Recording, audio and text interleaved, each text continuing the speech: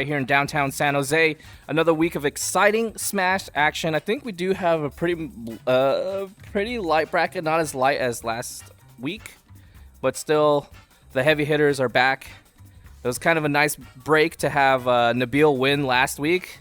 Very, very happy. He's got a second freaking Guildhouse win. It's been a minute since he's won a Guildhouse. If you guys are ready for this weekend, don't forget about Mother's Day. You better buy your gifts. Someone was selling this on the floor for like $10, and I was like, you know what? Now's a good time to pick up a small bouquet for the moms. Always just some cool stuff happening right here at Guildhouse. How you guys doing? Where's the chatters at? I don't see anyone asking for bracket. What the heck? You guys missing out. You guys also this past weekend, a lot of Kagaribi watching. I know that.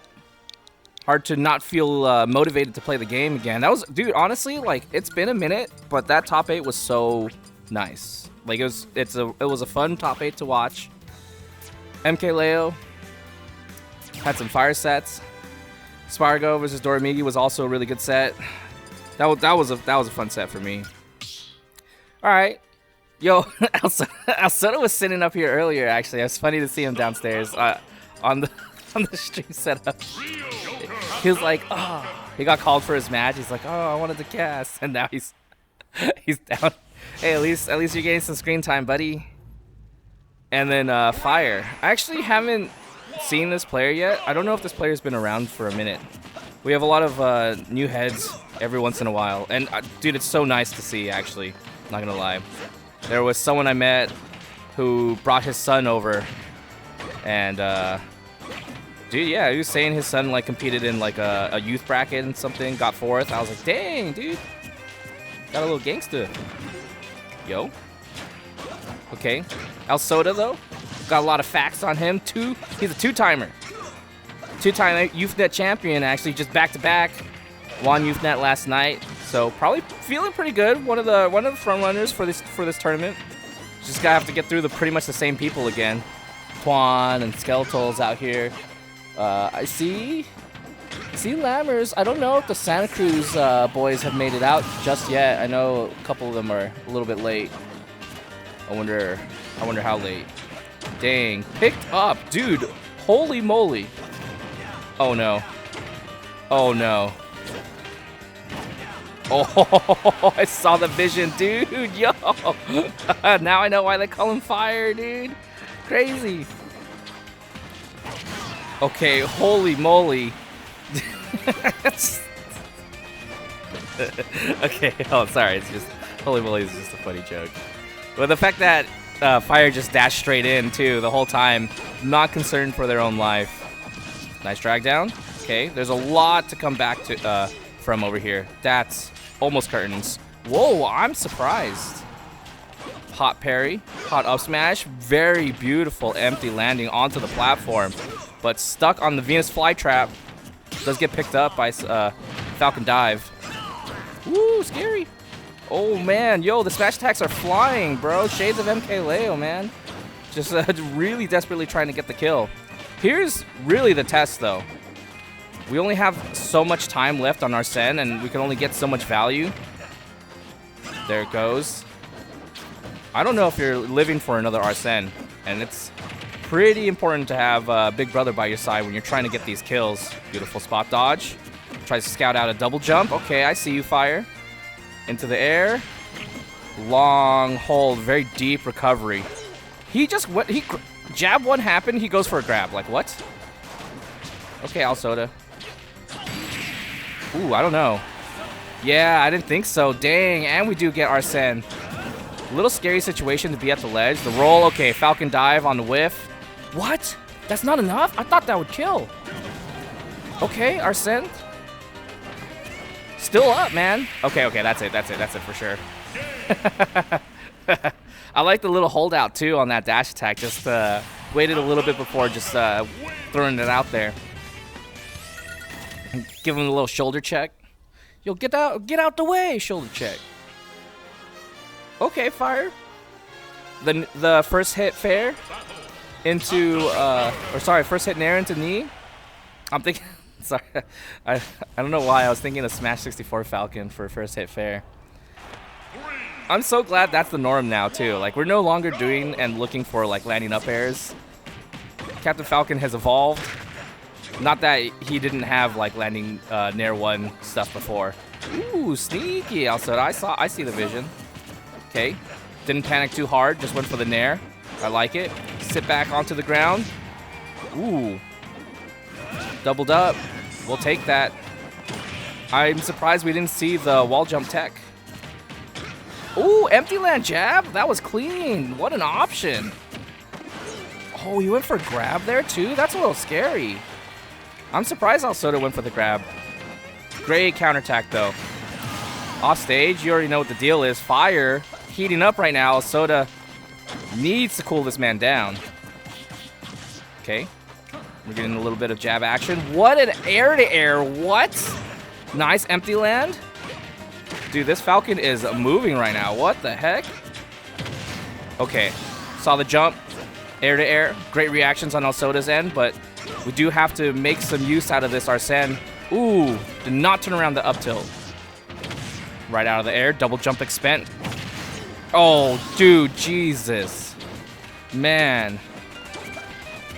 Joker with the brother on his side, man. He's got the guns and the knife. Oh, aggressive landing. Okay. This was where it can really run away. Tried to run away, just did not get the dash back. A little awkward movement on Alsoda's end. Fire, though. That movement's on point. Guns. Good check. We'll stop all that movement. Nice. Dude, not enough to kill, though. Like the empty landing on Fire's end. Alsoda's slowing down the game a lot. I like seeing it. It's one of those players that really understand, like, we have to kill momentum, and now's the best time to do it. And we'll get up. Okay. Stomp, but still not enough to get a kill. Up air, still not enough either. One of my most hated things about Falcon is the fact that, like, up air can kill, but... man, I'm so surprised this Joker is not dead yet. This is terrifying. And I'm also surprised he went for the back turn. Ooh. Ooh, deep. And the up throw killing. Wild. Yo, equalizer. Stocks are even. Joker can explode. Oh, deep dash. Waited for a panic option. Alsoda did not panic. There's the back throw. Aha. Okay. Guns, nice parry, and immediate back air right off the platform. Back throw. This is where it can all be stolen. Ooh. We could be looking for it. Like the deep dashes that Fire's doing. Oh my gosh. Yo, going for the grab too when someone's running straight at you. Confidence. 22%. Alsoda does not want to play the offstage game against Fire right now. Just keeping it consistent. Okay, okay. Did not find the drag down properly, but the air dodge does lead to an up smash. Good on Alsoda for finding that. A little bit of relief too, right? Coming off of some hot like YouthNet wins to struggling with playing against winners round 1. Actually, technically winners round 2. Dude, I just seen also, apparently Fire played against Ramon and won 2-0. That's a player I respect, man. I can see it too. The clean movement. As long as you don't get edge guarded. Alright. Good opening on Fire's end. A little bit of tricky movement for Alsoda. Dash attacks are coming out. The down tilts, I feel like there should be a little bit more. That low profile is ridiculous to deal with. Up throw. Okay, yep. We get the repeat. Awkward situation, not able to find the back air. Instead, Fire gets a little bit of something. No panic on Alsoda's end. Alsoda is not someone who panics, right? You get tapped a little bit. We don't see an air dodge or too early of a double jump. Just kind of accepts, like, if it happens, it happens. Enough time to react. A young man reactions. Tries to find a dash grab, not able to find it. Fire is throwing out moves right now. Just whiff City. Alsoda is really staying away. That force smash not connecting is crazy. I thought we waited long enough. There's an air. Trying to find the AHA. Nope, dude, you know what I noticed too? I haven't seen Raptor Boost in a hot minute. We are playing just clean neutral right now. But I don't know, these Raptor Boosts might be the key to winning.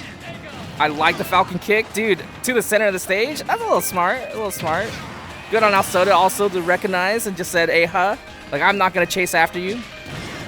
Falcon dive, just pick up a little bit of damage, especially after dying right there. What's up? Thanks for tuning in, man. This winning round 2 is hot. Holy, oh my gosh, he's that little sweat, dude. That was, wow. This Falcon cannot fly, man. This bird's got its wings clipped. Put it on the clip. All right. Dang, the deep, okay, Alsoda's adaptation, dude. Slowed down the game a lot, man. In game number 2, kind of recognized Fire's pace as just really just these deep dashes. And just reacted appropriately. Fire's not able to change that pace either. Okay, tries to find an F tilt. Fire could not get a grab either in that situation. Joker F tilt's a little messed up, to be honest. Oh, okay. Tries to find a pickup. Fire did not panic, just ran off stage, not want to deal with that situation. Like the Falcon dive. Dude, we need to pick up this first stock. I like the footstool attempt. The cross up on the back air. Alsoda with the good recognition on it. Hey, another grab, Alsoda. Just like untackable, baby. Don't you guys love that? I'm not gonna lie, I love untackables in this game. After a certain point, it's kind of like, dude, I just, like, how can I not kill you? Big situation happening right now. Fire is stepping it up. Hey! Not enough to kill, that's wild. And also, with a deep recovery, not getting scouted out with a down air. Fire did not want to pull the trigger on it. Okay, like the roll away, we do not want to be in that situation, the down air on shield. Okay, that's rough. Yep, that double jump there was so rough. Good on Alsoda for picking up the slack, dude. Almost fell prey to the Fire Captain Falcon, but managed to cool it down.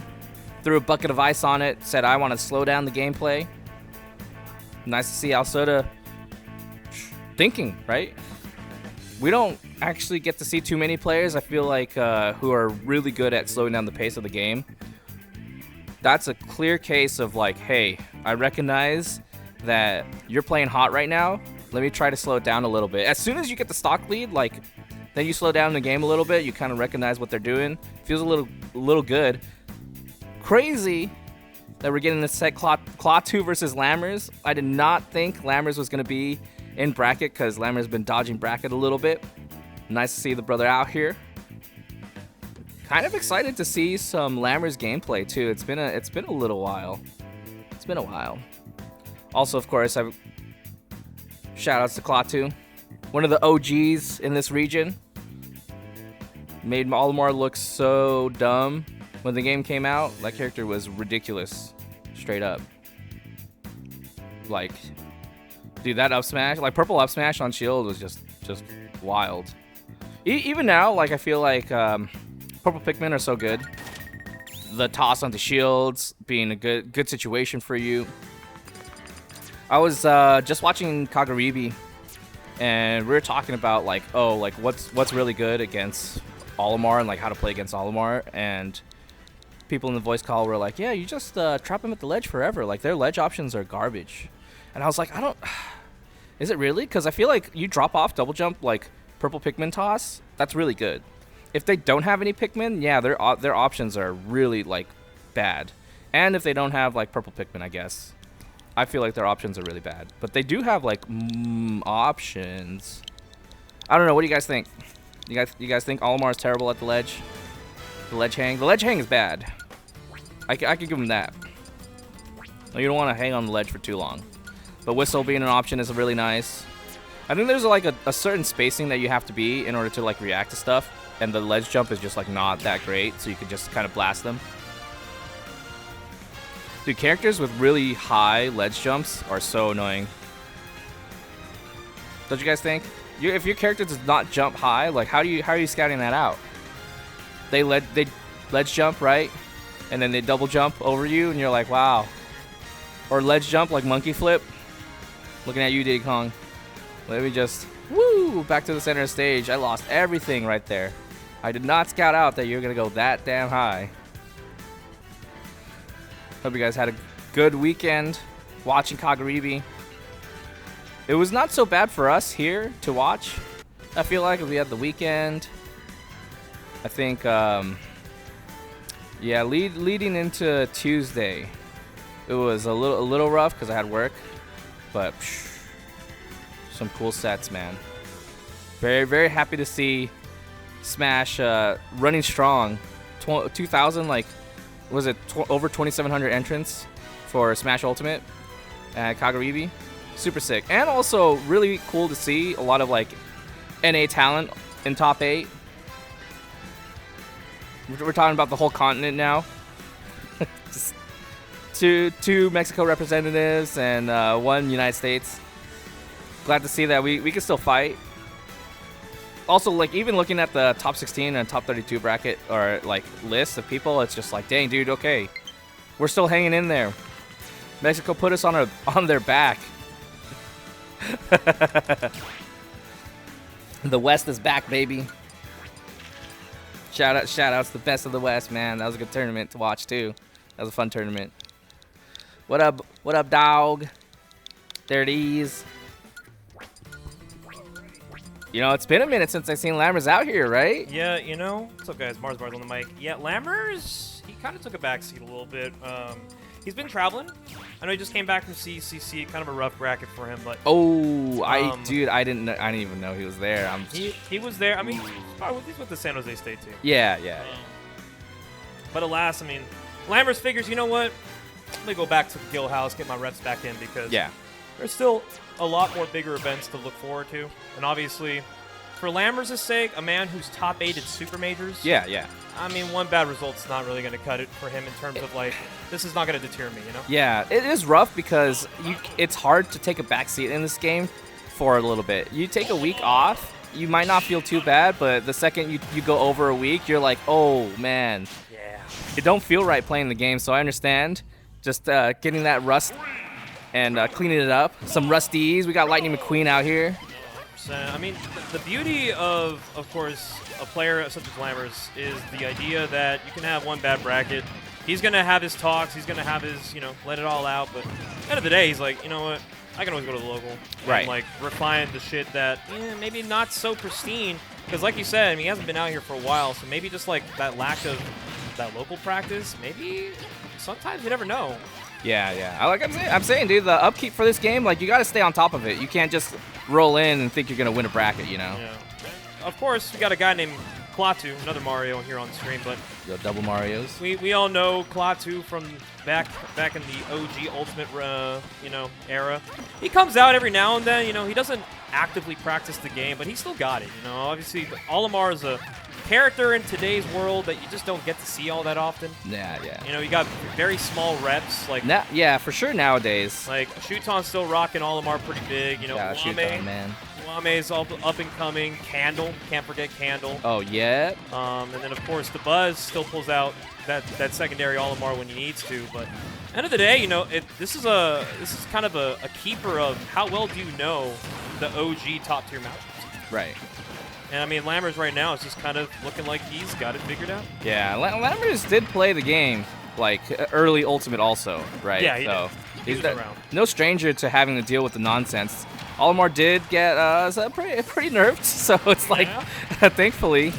And also, the gameplay is really refined on Lammers' end. That pickup, you wouldn't see old Lammers do that. No, not at all. And right now, Big Lamb finally losing his first stock here, but I like that. You know, Klaatu, of course, trying to figure out a way to get in on this gunner. He does get his hits, but the crazy part is that Lammers, unironically, will have just a backup plan for when he does get hit. His disadvantage kind of plays for him sometimes, and he's able to, like, reset himself so nicely. So this is kind of like a difficult task if you're Klaatu.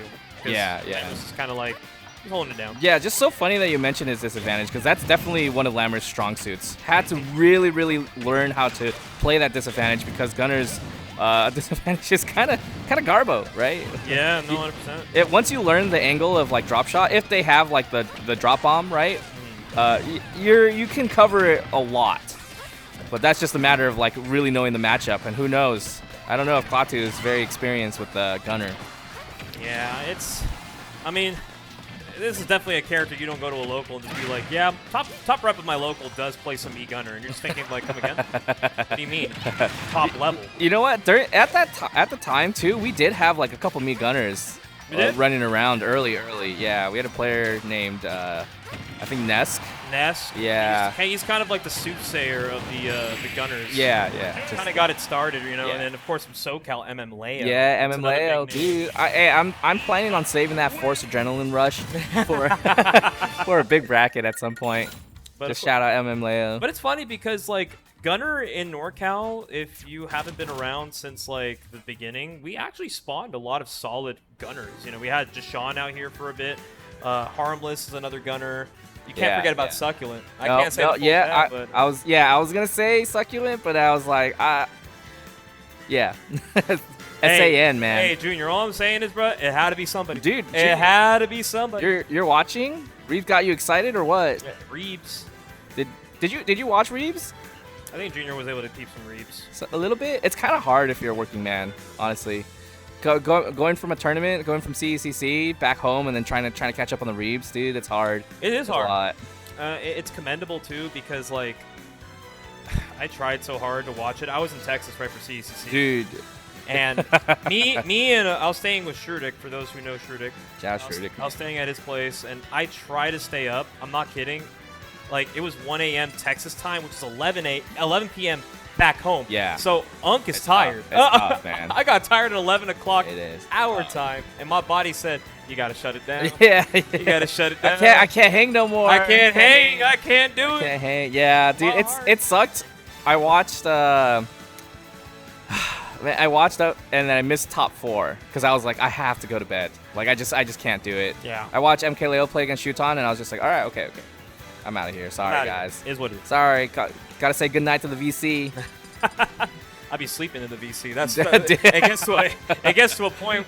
You know, it's funny. There's a couple friend servers I'm in where they've designated an entire voice channel for just me sleeping in it. So whenever I pass out late night on a VC, they just drag me there. I wake up, my computer's still on. I'm like, oh shit. Someone's like, hey Mario, and then you're just like, yeah, I'm like, come like, again. Oh, I see your mic lighting up. I don't know. Are you awake? Oh man. Klaatu's gonna have to wake up a bit here though if he wants to keep this set looking, potentially favorable. I mean, I haven't seen Klaatu, of course, really come out to a lot of tournaments, but when he does, the people that he beats today are definitely the new class. If you ever notice Klaatu in the Big 26, he's beating every good player who started coming out like a few years ago. So if you think about it, he was the defender, man. He low-key is teaching people what the art of Olimar was like back then. He was number 1, dude. He was number 1. He was number 1. People forget Klaatu was the king of Norcal. He was, dude. That was a different Olimar too, but still, like. Yeah, I mean, and the times have changed for sure, but glad to see some Olimar gameplay every now and then because I mean, even at high level, Olimars have been able to like take down some of the scary matchups. Like, I mean, a lot of people think that Olimar can still do it against Steve, and that's kind of a huge precursor of maybe bringing back the character. What the heck? Okay, the cross under was a little sick. Not getting anything out of it was a little rough, though. Yeah. Dang. Unfortunately, Lammers is going to still find a way to get the kill off the back air. That back air, that hitbox is pretty deceptive because it's a lot smaller than you think. Yeah, it is. So being able to like hit that off a projectile is pretty good. Yeah, that's precision. That's precision. That's playing the character for a long time and kind of crafting and honing your skills. So not everyone can do that. Yeah. Okay. A lot of pressure being displayed right here for. Oh God, dude, he hit it with the day 1. No way. the purple up smash spot dodge. Even your favorite players get hit by it. Press 1 if Lammers is your favorite player. There's Tri-Bailey in the chat. Dude, honestly, Lammers is one of my favorite players to watch. I like watching. Just gonna say it. I will say, being a spectator of the big Lamb. Yeah. I mean, sometimes he just does shit, and I'm just like, yo, that's pretty fire. Catch me cheering for Lammers at Majors, man. I'm for sure doing We that. always do that. Yeah. Dude, Easy. Port 9 was a movie. The fact that we witnessed this boy top 8 a super major playing Gunner, I was like, dude. He's a dog. He is a dog. He's a dog. And people were saying, like, oh, he had a Mickey bracket. And I'm like, no, Dude. he beat Ashimo and Shattuck. He only lost to, I think... Beating Asimo and saying Mickey bracket is wild. That's- And Shattuck, too. That's what they were saying. Like, oh, what's Ryu supposed to do against Gunner? It's like, Come on. First of all... Come on. Have you seen what Asimo, like, does? Do you know what Ashimo does to Steve's? Like... We're still in the same conversation. How is he winning? Like, How is he winning? He's built different, man. It's a different breed. But yeah, Lammers has established himself as the gunner right now, in not just here in NorCal, but arguably he's now overthrown the OG top players of gunners, because a lot of them are just inactive, and a lot of them also just probably haven't seen the peaks that Lammers has been seeing, honestly, in recent Right. Yeah. I wonder. I should ask Lammers this, if there's actually that much discussion between like the top like me gunner players and stuff like that. I don't think there is, right? I think there was before Port. I think after Port, and we saw kind of a little bit of inactivity from like Capitan Cito, and of course other gunners, even in Japan. There's some good Japan gunners too, like Whip is a good example. Yeah. They are good players, but they are just not putting Lammers numbers up. You know what I'm Dude, saying? yeah. That's the thing. You could be really good with a character, that's it. but you gotta be Lammers if you want to be that guy. It's resolved, man. The patience was. It's definitely. There's so many factors to playing me gunner. It's not as simple as like being lame, right? Like yeah, dude, there's a lot of dedication that needs to happen in order for you to actually play and stay in a major bracket. Like think about how many games you have to play. Think about how many amazing players that you have to run up against and hold it down the whole time. Like it is not easy. Those players are amazing at playing disadvantage. Yeah, no, 100%. I mean, and that's the beauty of it all, right? Because I mean, yeah, Lammers lost to Zomba and Sonics, which, if I'm not mistaken, that was Grands of Port. So Lammers lost the first and second of a super major. Yeah. Which is nuts, and in all scales. So, you know, Lammers, obviously, he still in the back of his mind, he was like, okay, the Zomba set was rough, but Sonics was so doable, though. He said Sonics was doable. I was just going to say that. He was, like, so upset that he lost to Sonics, right? Because he was just like, I should have won. I should have won, for sure. Like you gotta like that kind of confidence from a player like Lammers, because it's like, dude, you just went up against Sonics. This guy just won majors this year. That's a dog. You mean to tell me you just played him, lost, and went, I lost something I could have won? Yeah, like, exactly. Hey, you know what? Dude, good on you. I mean, I like the confidence for sure. It is great. But like, if you know Lammers too, like he watches a lot. He does. So like there's a lot of like studying that like Lammers does. Dude, the fact that the Capitancito has VODs against like Sonics, you know. But also playing against a man who just has just so much experience, also a me gunner, it's kind of like crazy. Like to have that confidence. I gotta give it up to him. To have that confidence against someone who's just like main rival was a me gunner player and saying, nah, I'm different. They are pretty different players though. Like if you watch the gameplay. Like, I mean, it's gonna come down to it, baby. So. Oh, yup. Hold on to your horses. We got ourselves a pretty banger one here. So, Skeletal, which by the way, PR for Q1 2026 is officially public. Oh, it is. So I can now say it. Skeletal, first time top 5 in the top 5. Oh, yo, Skeletal, let's go. In the number 4 spot, which is kind of huge, considering the only 3 above him, if I'm not mistaken, is Luis Lammers and I think Shrudek. It's you, Mars Bars. Whoa, what am I number 3? But yeah, I mean, only being below players like Lammers, Luis, and Shrudek, that's pretty solid. Benchmark for a player like Skeletal. Ooh, by the way, I remember when this kid was a mid-seed at the 2022 Arcadian. Right, dude. Oh they my didn't God. believe in the kid. Dude, that's a long They time didn't ago, believe man. in the kid 4 years ago. I have a lot of faith in Skeletal's and 4 gameplay. years later, he's top 5 NorCal. Not gonna lie, Finally got it. if Skeletal did not have like health issues, like, dude, Skeletal would be a beast. That's what I'm saying. Skeletal would be the beast. And of course, Skeletal very happy with that accomplishment. But the good drive that Skeletal has is, I mean, I'm number 4, but what stops us from being number 3? No. Skeletal wants to win tournaments, man. Not just be a number on the PR. Oh, right? that's facts. Like every time like I see Skeletal, like he's still passionate about the game. Always a possibility to win any tournament they attend. Yes. Any local in Norcal, I don't care where they put him in the bracket. I just see a world where they could definitely make the run to Grand. He ate all of it. Oh my God. But of course, a very tough, tall task to ask for here. We got Leonidas, who, by the way, just upsetted Napster. Earlier this Dude, Friday. that's the guy who won Guildhouse last week. Yeah, the guy who won Guild last week is in losers top 16. So, best believe this is a new week, guys. This is a very new week. Mm-hmm. It's happening. Yeah, show me the gameplay. Dude, these guys play against each other pretty often, yeah? Like, yeah. It's not, is it only at Guildhouse? I know Skeletal was going to Yuffie's for quite a minute.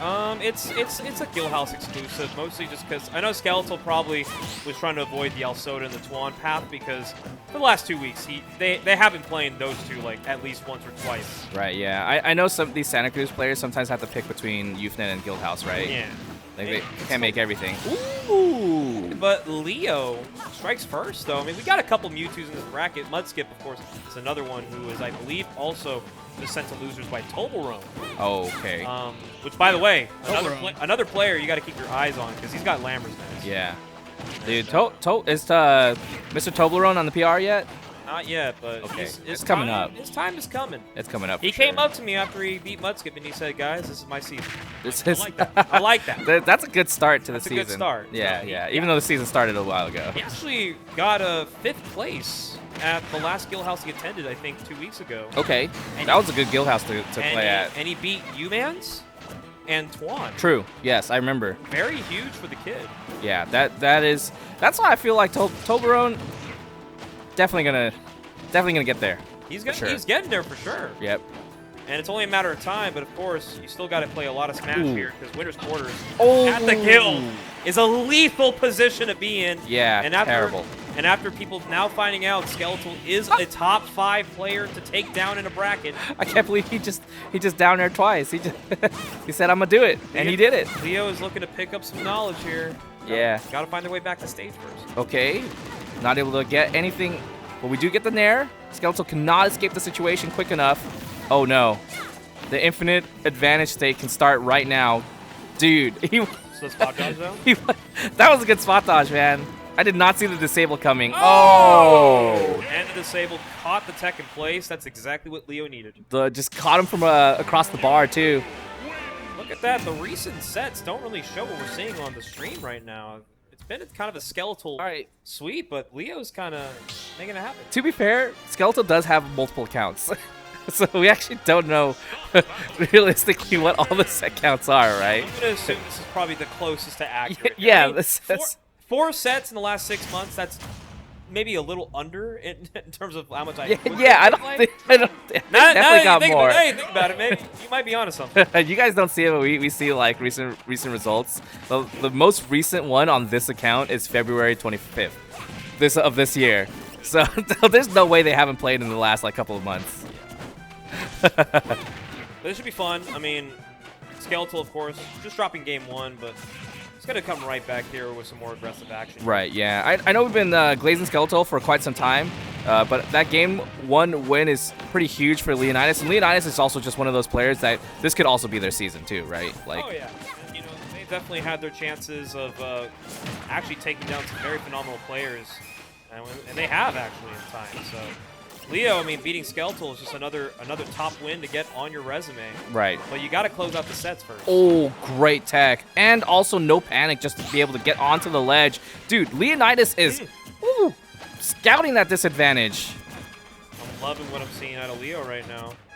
But Skeletal being so good about, like, patiently finding their landings. A lot of players would probably panic opted something and then lose a stock for it. But Skeletal, different breed, finds a way to keep it to their favor still. Right, yeah. We talked about Lammers being amazing at playing disadvantage. I think Skeletal is probably one of the better players also. Character does have a little bit of a hard time landing. We do see a lot of... Okay, I say that. Skeletal does do a lot of down airs, though. Can we talk about the tech chases? My man was playing Captain Falcon. We play Melee or what? Like, what the heck happened? My man was tech chasing him across the stage. Just grab City, man. Just all over the place. Oh, God. We'll take that trade, actually. Gladly. Good. It's a very good trade for Leo, and he's got Mimmin off the stage now. Okay. Shadow Ball. I like the stall also on Skeletal's end. Okay, the tech away was huge because it dodges the disable. Okay. And the dash back. Oh my goodness, Leo's getting a little greedy. Yeah, yeah. Trying to catch his eye from across the bar, dude. That's not how you pick up girls, Leo. You can't just wink at them. You gotta buy them a drink. Yeah, that's you gotta put some action into it. You also gotta say hi to them. Not from afar. He just saw the noodle girl and knew that was the one. That was the one. Yep. Okay. But Skeletal, despite getting hit a lot, still finds a way to still bring it advantageous. Wow. Oh, goes really dude. deep. Okay, Mewtwo is a light character. How did the meatball not kill? Oh my gosh. That looked like a dash rising fair. That's a double jump rising fair. It was a double Yeah, jump. yeah. That looked so quick, though. That was like good execution on Leo's part, but Skeletal responds back immediately, and now it's down to a final stock. Leo might have a chance at winner semis here. Yeah, definitely. And would love to see it too. Leonidas just doesn't get talked about enough, and I feel like they haven't been getting too many sets on stream, but still a very solid Mewtwo player that's a different flavor than both Hyro and Mudskip that we also have.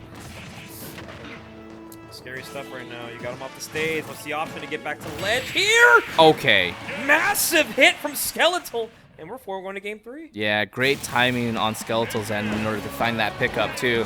It's so weird playing a character that like pretty much preys on finding your rhythm, right? Like if you're Min Min and you pretty much stop someone's rhythm, you catch when they want to jump, when they want to double jump, like that's you're a true Min Min player. Yeah, that's true. It's so scary off stage if someone knows how you want to recover, you're just pretty much dead. And Skeletal is the kind of guy that will go out there too. Yeah. Not afraid of going off stage. But alas, we have the game number 3 here. Very exciting, deciding set we got going on here. I mean, these two play a fair amount, but no matter what the set is, what day it is, it's always so close. Not gonna lie, this could be a Yuffie's Grand Finals right here. You could see some Yuffies out there, and Alsoda, newly notable Yuffie, as he is now a back-to-back champ. Yeah, he's a two-timer. He's a two-time. Two-timer. He's the two-time champ. He was sitting up here. I told him, "Hey, you're a two-timer," and he was like, "What? What? Like, I'm not a two-timer." It's like, "What do you mean, two-time champ for Yuffies, right?" And he was like, "Oh, I thought you were accusing me of something." He's guilty. Yeah, he is guilty. He's hiding something. Yeah, he is guilty. Being good at the game. I know, there's something definitely unlocked in that kid, and unfortunately, I'm going to have to figure out what that is going to be like once I play him next. Oh. Because I have him next. Rig the bracket. Oh, wait, you have to play against him right now? Yeah. Oh, shoot. Well, in quarters. I don't know if they want to stream or not, but that's probably cool. Maybe.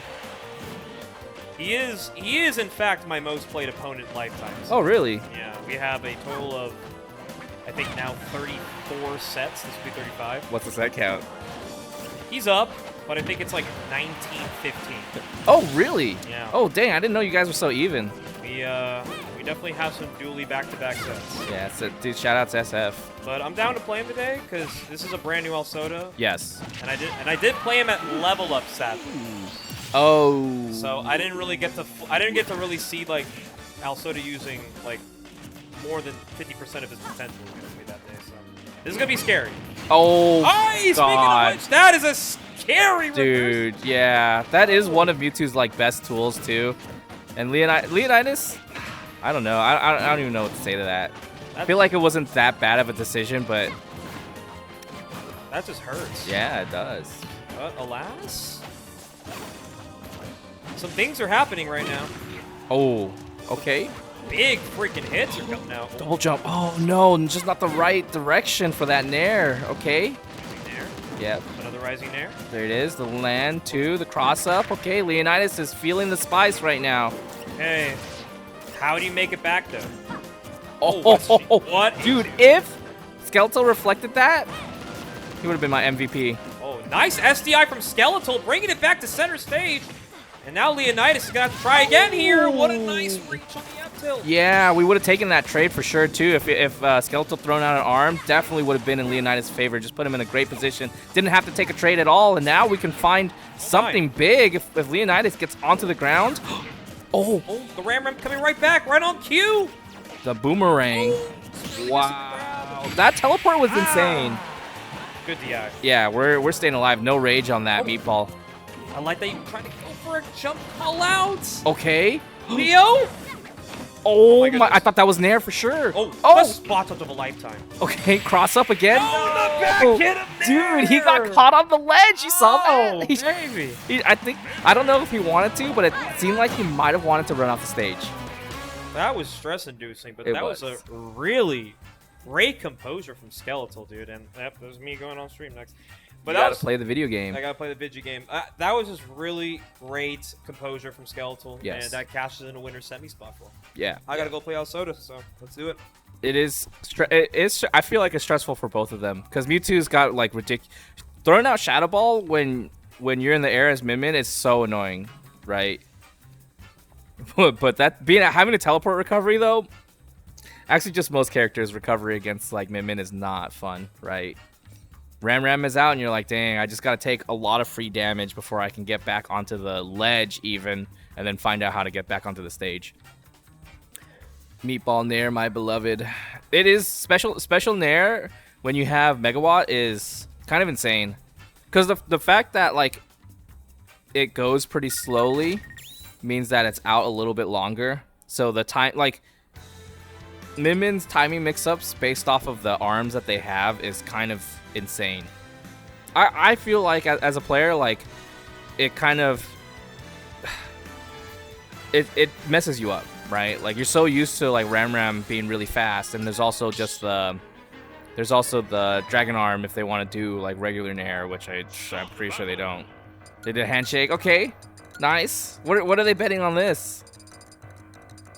A little silent special. So, loser has to buy a bouquet of flowers. $10. Maybe a drink. Are they gonna play random? No, they're not playing random.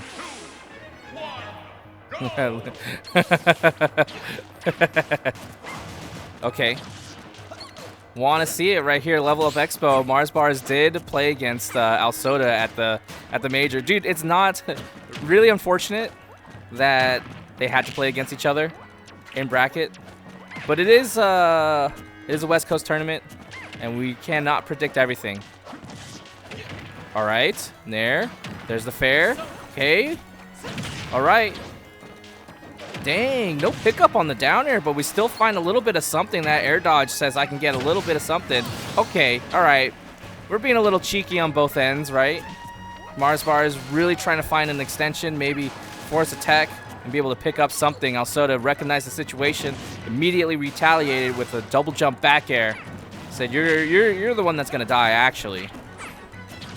Okay. Normal get up on Alsoda's end, really well timed. Being very patient against this Jigglypuff. Rightfully so. The character can run you over if you really just want to hold forward. Double jump expense. Okay. Alsoda's really running away with the lead. Alsoda's just amazing at playing ahead. And also, like, once they find a way ahead, it's so hard to chase your way back against Alsoda. Because they can play mad slow. There's an air. Okay, double jump also. Very, very good recovery. Fast fell, waited a little bit longer. Grab in the wrong direction leads to a back air straight to the back of the dome. And hey, guess what? There's one for you too, Mario. Rebel's Guard not getting picked up. Dash grab not finding its mark for Mars Bars. Alsoda just has to play the patient game right now and let Mario approach. And that's exactly what we're going to see. Alsoda, no stranger to applying the ice to some burns. Mars Bars has to keep the oxygen pumping. We got to keep this fire alive. Double jump, caught out. Like the patience too. Tried to scout out a panic landing. Alsoda did not. Went for a little bit of an aggressive landing. That's one thing I like about Alsoda is like their landings is very nicely varied, right? It's not every time it's going to be a button, but not afraid of finding the timing right for the buttons. Landing fair, trying to get a cheeky pickup, not able to find it. Okay, dang. Oh, pickup. Oh, Not able to find anything. They empty land into a roll. Marsbar's hoping to be able to pick up a stock right there, but good tech roll in on Alsoda's end. One of the rare instances of a tech roll in not getting punished heavily by Jigglypuff. Making it on. Caught the tail in. Jump air dodge in to the stage as Alsoda. The gun's picking up something. Up tilts, trying to get Alsoda to bite on this, on the bait. Not able to find anything. Alsoda with the discipline. There's dash attack. It is getting incredibly difficult for Marsbars to find an opening. Yeah, we're popping that balloon, man. We got a sharp knife. Aren't we the best? Well played on Alsoda's end. So, like, just unfortunately, as someone who's like played against Jigglypuff a lot, playing against Jigglypuff means you have to play like really slow. Like, if you want to run in the whole time, you can get blown out. The jump nairs, jump fairs are really tough. And then the moment you start dashing up and shielding, and they get some dash or empty land grabs, because I don't know if they're gonna get dash grabs, it gets tough. But the moment that you let them start coming to you, it feels so much better. Then you can actually pick up the whiff punishes. Yeah. Alsoda is one of the best at holding like a lead. It's so hard to take it away from him. Okay. The first stock is so important when you're playing against Alsoda. Okay, nice. Good pickup.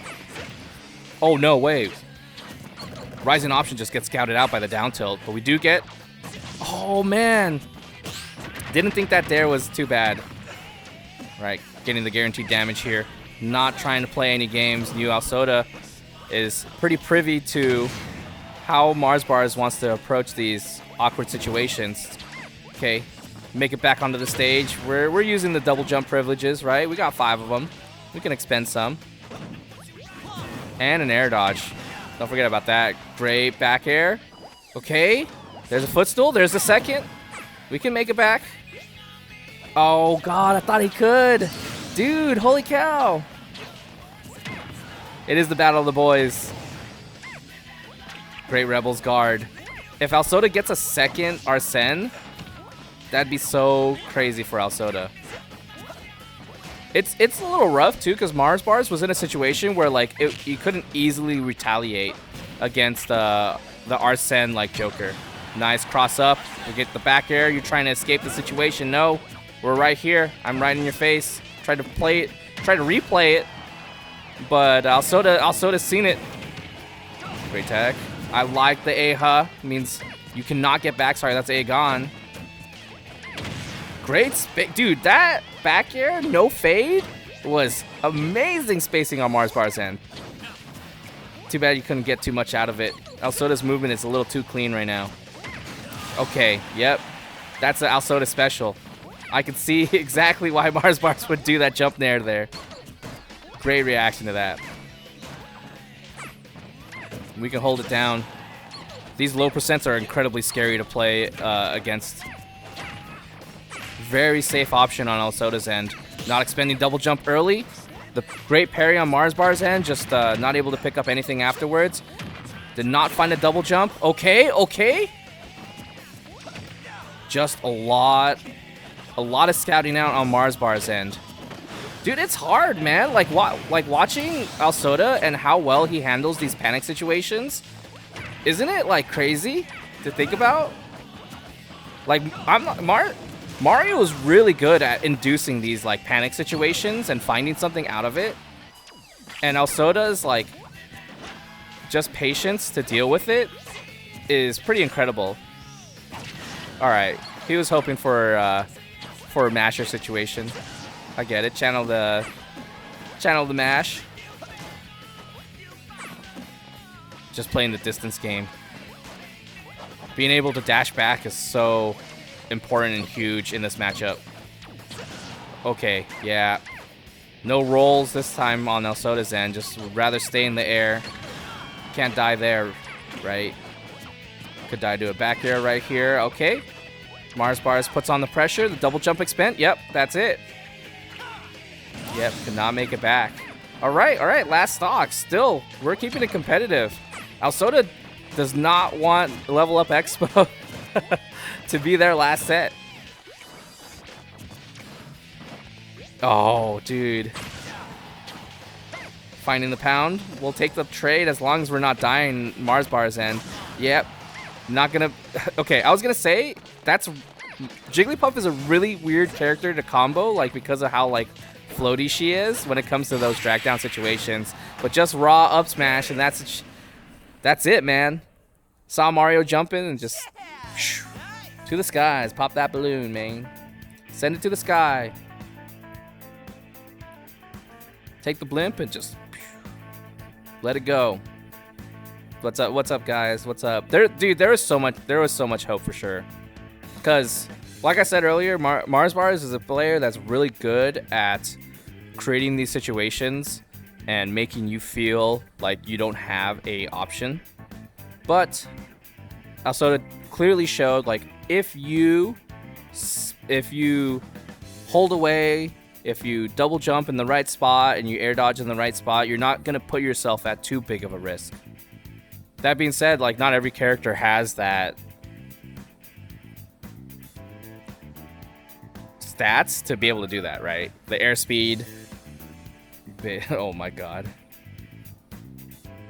The fact that I made that username when I was like 11 years old makes me feel a certain way. When the next Smash game comes out, I'm changing my tag to just my name. I probably might keep my Twitter at. I don't think I'm gonna change that. There's no way I'm gonna change that. And I guess it's gonna be the same on Twitch. Dude, yeah, where are you, man? I don't know. There's a lot of things going on this month. It's Mother's Day weekend. Don't forget to get your gifts for your lovely mother or your wife. You know, can always get rid of Twitter. Yeah. True. Fix your controllers. Ooh, rough. I do like Snorlax a lot. That's my Mon. Toblerone? Oh, hey. I got news for you, man. I got good news, actually. I don't. Hey, bring in the command. Throw in the commands. So put the Toblerones in the chat. Your favorite Mon? Ooh, man. Is it Lycanroc?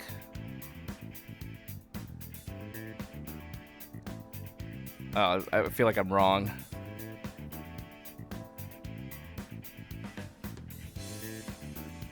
Am I? Or am I right or am I wrong? I feel like I hope I'm right. I don't know, dude. There's so many Pokemon. Dude, I got it right. Yo, I remember I think it's oh, dude, I don't know. I don't remember which form. I think it's the one with the like straight up hair and the curve. I don't know which form that is. The moon form, maybe. That Mon is pretty cool. All right, hear me out. What do you think my second favorite Pokemon is outside of Snorlax? Day, Dusk, Min. Oh, there's 3 forms. Oh no, I don't know which one it is. Dude, I'm sorry. I didn't even know there's 3 forms. I thought there was only 2. I'm like, the Munchlax, dude. Good guess. All right, I want you guys to search Quillfish. It's the exact same color scheme as Snorlax. It's Dusk. Really? I like the Midnight one a lot. I actually like... All right, I gotta search up Dusk. Because I like Day and I like Midnight. But I don't know... I actually don't know what Dusk looks like for Lycanroc. I'm searching it up right now. Dude, what the heck? It's on its legs?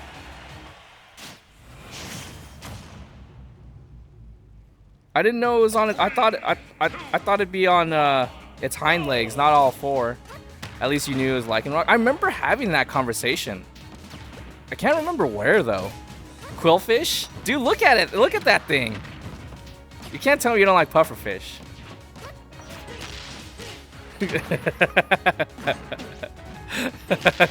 Come on. Look at that. And it's also the same color scheme as Snorlax, dude. I realized that. Mudskip? Oh, yeah. I remember. Dude, okay, I remember the exact conversation. Because I assumed it was Mudskip when you asked me. And then we talked about it. Alright, okay. Toblerone on the come up, too. One of the players that's been taking out some of the players on the PR. Definitely next one on the list. We do have Arcadian coming up in July, so we'll see, right? We'll see how it turns out. Okay. Up throw, up air. We'll just take that damage as long as we're not off stage. Oh gosh, double jump. Okay, make it back onto the ground, staying away from the charge shot. No smoke grenade here. Just the drop shot, the charge shot, and the missiles. Okay, not committing to too much right here. Lammers understands the risk of getting close to Yoshi. A lot of good situations that Yoshi can set up with the back air, with something, even just egg lay too, right? Forcing you to shield. Lammers would rather just be moving. Okay, the spot dodge. Scouted out on Toblerone's end, but still can't make it back onto the ground. We're still hunting for a way to put Lammers into disadvantage. The egg tosses are not there. I like the vision. Once the missiles are up, we do have to play a little bit of Flappy Bird. We do got to be jumping. Some geometry dash. Onto the platform. Good discipline. No shield pokes here either. We can hold onto that egg till it cracks. I like the attempt at an egg lay. It was the proper choice, just not the right spacing. Big damage here for Lammers. 42-54 now, just racking it up. Have to play this far away game.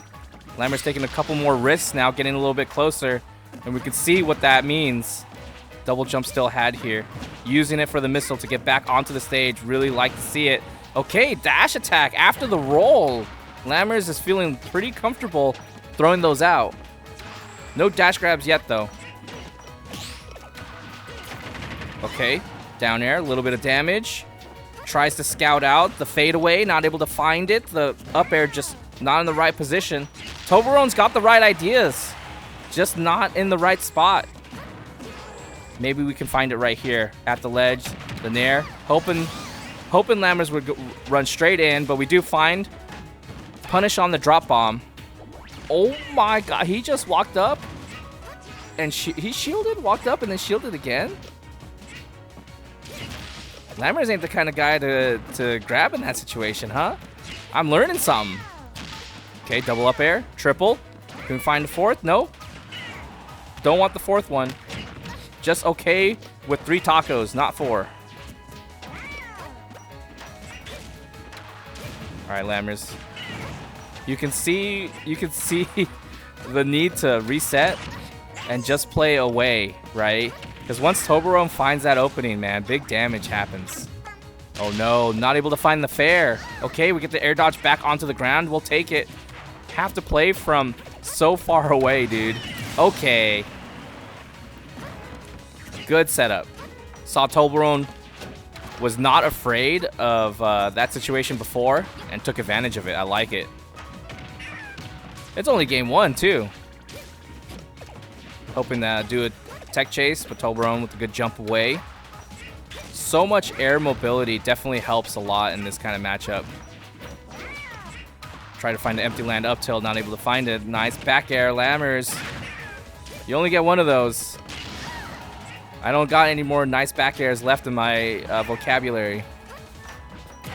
Into the air, there's the up tilt, still not enough to kill. Up air also. Just forcing these options out. Hoping that Toblerone will misplay. Okay. We knew that wasn't going to kill. Oh, yep. I saw the vision. Lammers had the right idea too with the up tilt. Just not the right timing. Okay. Not undoable for Toblerone. No rage. Ah, dude, the reaction to that situation too. Dang. Yo. You won. You're not the one that gets to do that motion. We're not gonna play it again. This is so sad. I don't think that was pretty good. No, I feel like that was a good showing on Toblerone's end. Cause so Toblerone knows that Lammers is panicking, right? Or just does not want to be in those situations. So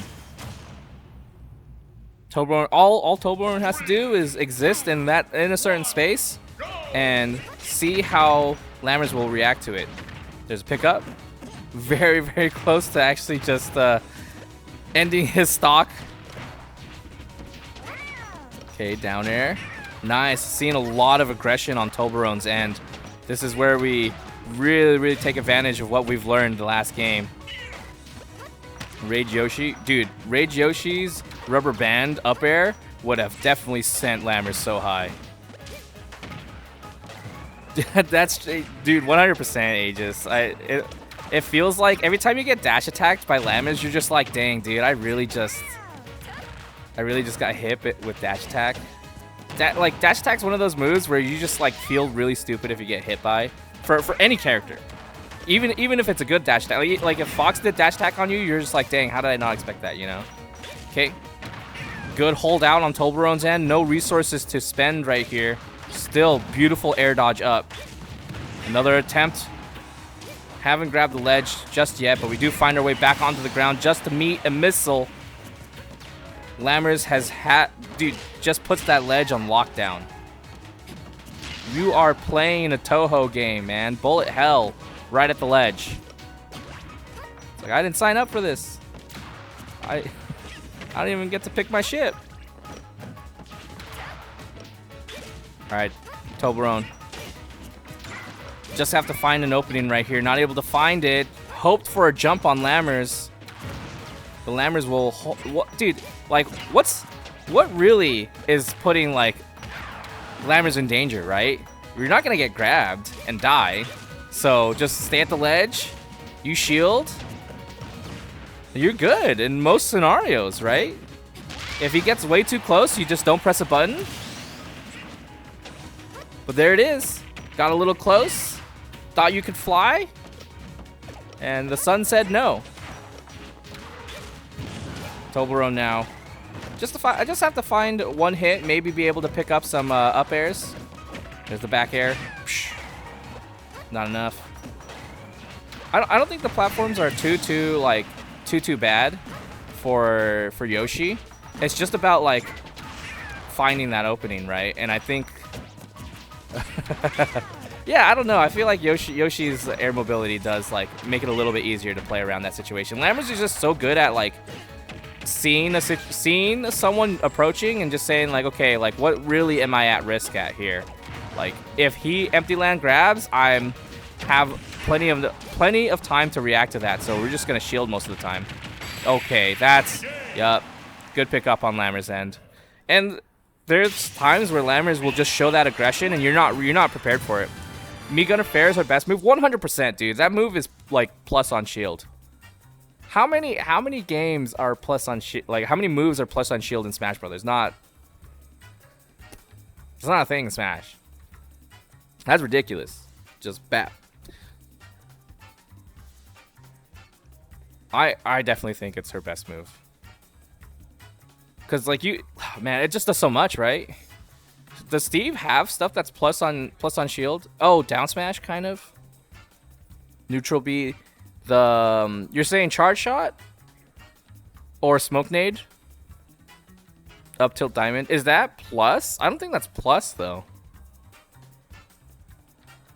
Like being plus is like crazy. Is +1 on the front hit. Okay, late hit, diamond up tilt. That's wild. Down tilt is plus. Down tilt is plus? Down tilt is plus? Why don't people be using it more? What the heck? People just don't be shielding around Steve like that though. They don't get that close for you to down tilt. I can see why you would do it at the ledge. Is it block down tilt and then you fall off the block and then it's plus, or is it just straight raw down tilt is plus? Dude, why did they give him that? There's not. It's always.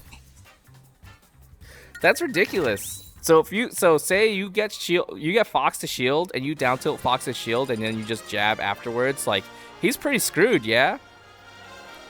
That's really messed up. He needs it.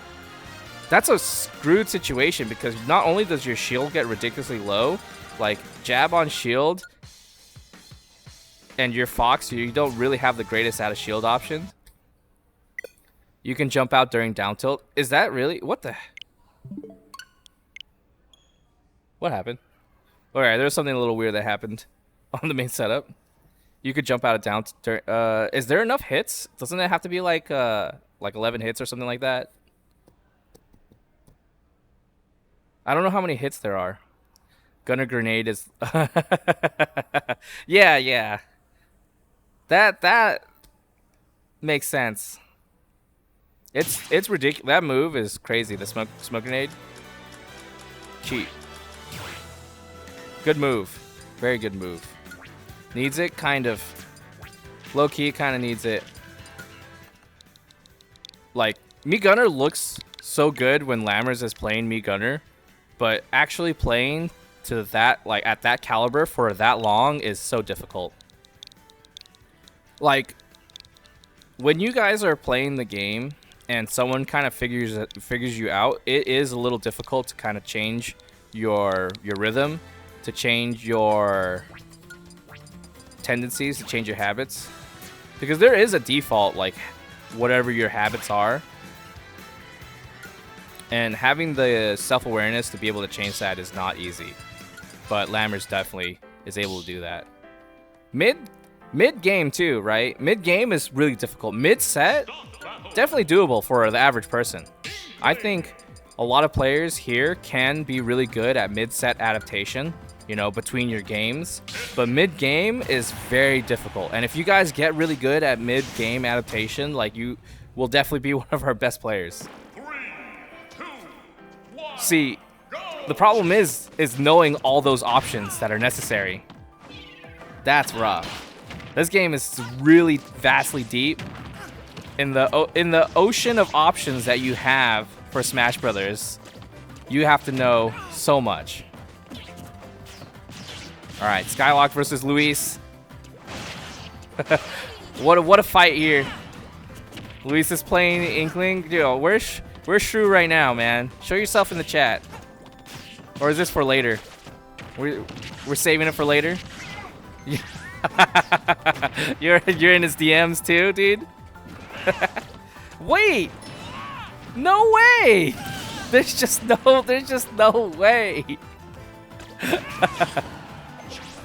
Good patience on Skylock's end, actually, right there. Okay, saw the spot dodge, scouted it out, went for the down tilt, get a little bit of value right here. Nah, dude, wow. That's a good pickup on Skylock's end, not gonna lie. And also that grab not working is one of the weird things about Pit, I feel like. There's sometimes this grab is just not great. Yo, Infinite, he just gets to do it for free. Holy cow, that was a great chase, man. The tracking is ridiculous. Okay. Skylock not having any of it too. I know when you get a nice down air like that, you got a little bit of time to charge. Skylock just threw it out there. Good pickup on the back air. And also tries to expend some resources throwing out the splat bomb. It was a good reflect, but it does put you in a little tough situation afterwards. Luis not able to pick up anything afterwards. Alright, drop off Rising Fair. Pick up a little bit of extra damage. 160 right here, trying to find a landing up air. Got more viewers than entrance tonight, so try to wall jump back air. That air dodge, freaking what? Went through both of the forward smashes? Hey man, we got good gameplay here. Tonight's a good night, man. Lammers is out.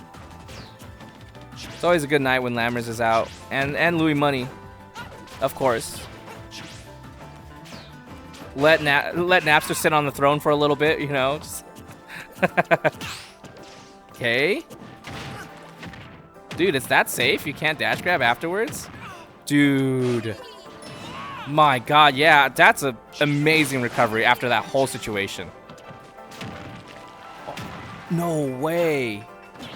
As an anti-air, you would just go for roller like that? All right. Luis is setting the seeds for this situation to happen. Okay, we find an air. Not the hit that you'd expect too. You wouldn't expect that that bounce. I didn't think it'd go that angle either, to be honest. All right, guys. I gotta go. I'm a hop off the mic. I'm sorry, guys. I know it's been a little quiet the past couple of days. Brutal Route, you're right. 3, 2, 1, go! After next week, or after this week, I should have a more solid like schedule. I should be doing this more regularly. But for now, I gotta say bye. I hope you guys enjoy the sick gameplay. We do have some bangers tonight. I want to see Skeletal and Leonidas make a run tonight also. We were talking about them earlier. They did have to play against each other, but two players I want to see. And also I want to see Toblerone again, man. Get that top 8 graphic. All right, okay, I'm heading out. Good night, guys.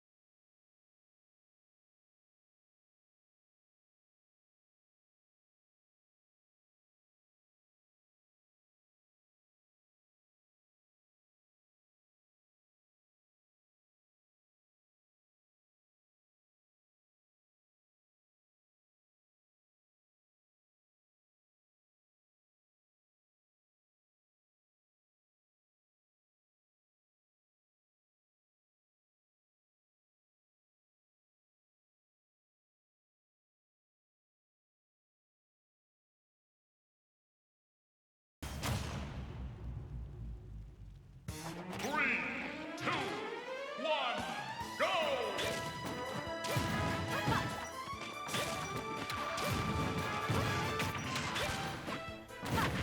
Taylor. Am I live? I am live? Oh, hell yeah. What's going on, guys? Mars Bars here, joining you guys on the mic for some top 8 winners action. We got Skeletal going up against Lammers44, number 2 in Norcal versus the now crowned number 4 in Norcal, Skeletal. Had an exceptional season last quarter and has been putting up the numbers. He's going to try and maybe give Lammers another run for his money, as he did take a set off him in recency. But of course, Lammers' lifetime definitely still holds a lot of value in that set, but Skeletal has definitely made Lammers work very hard for a lot of these. So you gotta love it. How we doing, chat? Aegis, how we doing? I see FD in the chat, Brutal Rattle, Dre, Shruti, Cyclone. I can't see farther back than that, so if you are further back than that, I apologize in advance. I did not know, I was not aware of your game. But alas, here we are.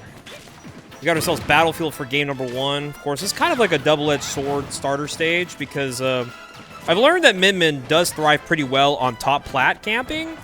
It might be a different story, though, when dealing with Gunner because of the projectiles and kind of like the verticality range that this character can find on Lammers, or Gunner specifically.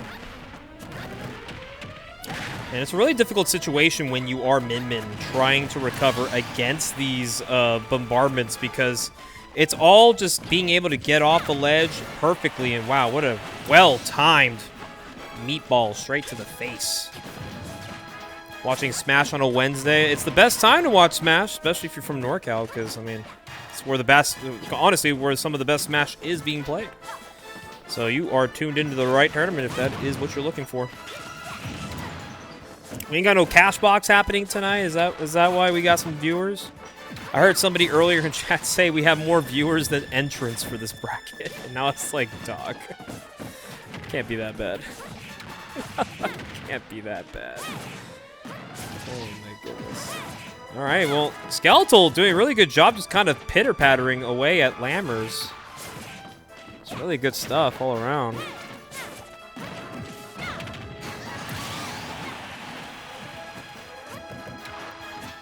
This matchup is pretty horrid and disadvantaged for both sides. I can't really speak on behalf of each of these player bases which matchup feels worse. I would assume Min definitely maybe has the edge. Could be a slight edge, maybe like a +1. Don't really know for sure though, but these are two players who definitely have experienced this matchup much more than the average person, especially on Skeletal's end, because there's not a lot of people who can say they get the best me gunner practice from Lammers on a weekly basis. Pretty much on a weekly basis, but this is Lammers' first bracket locally in a while. He hasn't really come out, mostly because, you know, school has been kind of a thing. My food is actually ready. I'm sorry, chat. I gotta go pick up my food as this game's about to end. Or actually, I'm gonna stick around and watch the end of this game. The food can wait, I promise. The food can wait. You got me? Oh my god, MVP. I appreciate you. It's the spicy karage bowl. I'm so fat. Chat, hey, listen, man. Sometimes you just forget to eat dinner on the way to Guildhouse. You gotta eat something, man. Alright, here we go. Edge guard opportunity for Lammers. Looking to seal the deal here. Skelly, by the skin of their teeth, being able to make it back to center stage. And now Lammers has to make a decision. In disadvantage. Big ball. Got him off the stage. One chance at life. Goodness gracious. Oh, good. Okay. Center stage. Lammers retreats. It's Min Gunner. The food's getting cold. Hey, relax. We'll finish eventually. Over under 20 seconds. Oh, you got the lead strap here. The plus on the hits. Rinse and repeat. And that's going to do it. Okay. Oh, no, not quite. Thank you so much. I appreciate that so much. Oh, my God. MVP. All right, Lammer. As they went to get my food, the game finally ends. There is a beautiful karage bowl that I ordered. Did not think it would be ready that quick, so shout out to Guildhouse Kitchen. Jesus. I ordered that like 5 minutes ago. They were ready. They were awaiting my order. I don't know if we can quickly look over this bowl real quick. A little Guildhouse advertisement. Maybe next game. Who knows? But this thing look kind of good. I might have to hold on to it at least for another game. I'll be looking at me like, I'm not gonna eat on the mic yet. I'm gonna take it off. Out of due respect. But game number 2 though. Back to Battlefield. I mean, this is honest. Like I said, polarizing stage. Both characters kind of have like their own advantage to said interactions. So I mean, there really isn't an issue to keep on playing on this stage the whole set. I don't think any other stage really kind of fits the bill for what an advantage in the match looks like. But definitely have seen it time and time. What's up, big dog? We're casting out here, man. Yeah. You coming up to check out the show? Everybody coming out. But yeah, we are currently seeing Lammers keeping Skeletal off the stage here. Jesus, the tracking. Kind of forcing the air dodge in a perfect spot. Unfortunately, the best case scenario for Skeletal there was probably to re-grab ledge there. I want to see the bowl. Don't worry, chat. You'll have many, many opportunities to see this bowl. It's a good-looking bowl, too. It's got all your protein, vitamins, and everyday needs for your hunger. And right now, Skelly is looking to at least mitigate the damages that Lammers is putting upon him in this second game. Okay, we are throwing out some big haymakers, though. Okay, good forward throw. Nicely placed, and great charged Ram from Skeletal. And that's just going to put the stock away. It does take some time to finally get it going, but, you know, at the end of the day, you reap what you sow. I say you reap what you sow. Okay, trying to get the tracking on the air dodge. Actually, a really good down air from Skeletal, but unfortunately, Lammers on the heads up. Recovering high, landing on the plat, and now he gets to go back to work. It's Call of Duty out here, man. It's a war zone. But unfortunately, in this game, you do have a few lives to play with. A few stocks, per se. Ain't no respawn point, but you do have one more in you if this stock does go south for Skeletal. And Jesus, the craziest of recoveries coming out from Skelly. Making himself known that no edge guard is guaranteed for this gunner.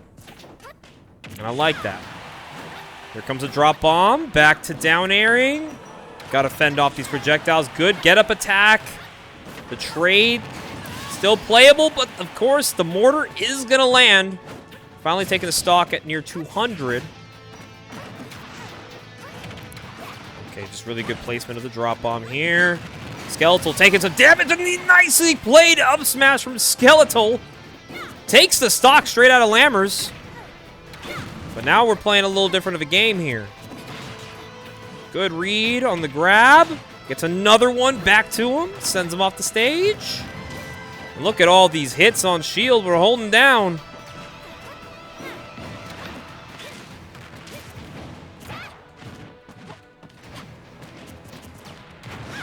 Okay, up tilt. Still doesn't find the hit. Dash attack. Look out from below. Good use of the missile. And a perfectly placed mortar there. And Lammers is going to go all the way in. And nowhere else to go. And Lammers went for the fist bump. And he forgot he's playing best of 5. He went for the fist bump. Yo. That's OD. All right, real quick, production. Because the chat will not shut up until we get this. We got a bowl in my hand. Real quick. Look at this. Ooh, baby. Check that boy out. Karage. All these veggies and rice, bro. Oh, we eating good today. That's all I know. We are eating good today. This is my time. Thank you, production. I appreciate that. The chat really needed to see the bowl. What's up, Patata? Oh my God, Onik in the building. Is Klaatu still in? Bad news, Jerk. Very bad news. Start battle. What am I eating? I'm eating the spicy karage rice bowl from the Guildhouse kitchen. And you named it. It has karage that's spicy, some rice, some green beans, and some good ass veggies all around for your needs. Appreciate it, man. But yeah, appreciate you guys tuning in. Oh, damn, everybody coming in here, you know? You got Tata in the building. Shout out to Tata.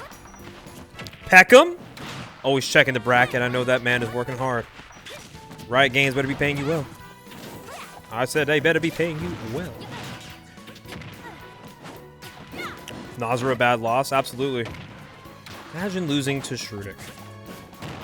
Me personally, I lose by choice.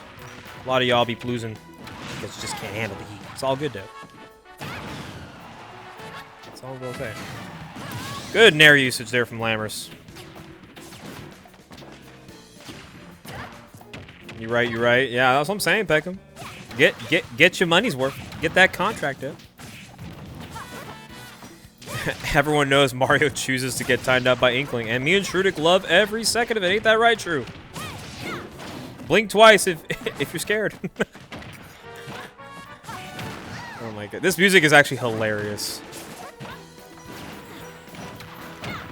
We have literal me music playing while watching me Gunner gameplay.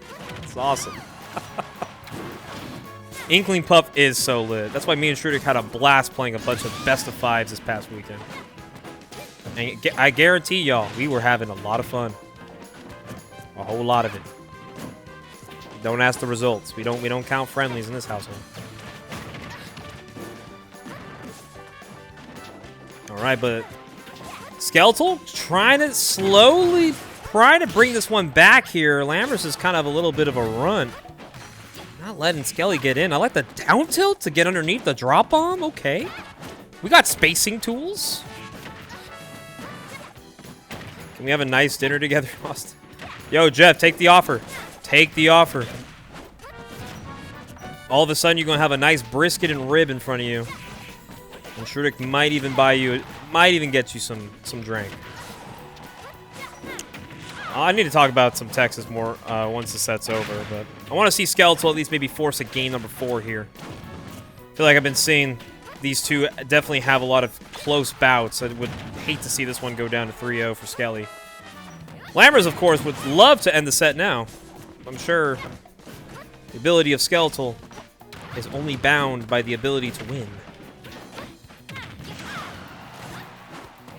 The Jenny's ice cream was fire. That parfait, though, saved my life. Those who know. So many bombardments. Yep. That mortar's going to finally clean it up there. Skeletal now down to their last stock here. Jesus. Oh my god, Onyx at Jenny's nowhere? So that means Jenny's has a chain over in Chicago or what? I don't know. The burnt orange creamsicle. That shit was fire. It was a really good flavor. Kind of almost like that was a really good read by Skeletal. A little bit of some flavor on the read. It's like a little smash called the landing from Lammy. The landing Lammy. Can't watch out, man. That's 2 wells. You can't take 2. Even though so far Skeletal has taken 2 games. And right now, Lammers is looking to find the KO punch to put this one away. Just like the in-game tag. Lammers is looking to give Skeletal the opposite of that. That is no hope, no chance, and potentially a very gruesome opportunity to make it back to stage here. And it all takes to an up tilt. Very well played by Lammers. He'll take the 3-0. Moving on to winners finals. Very well played. A TDC win is a win for all. Shout out the Demon Club.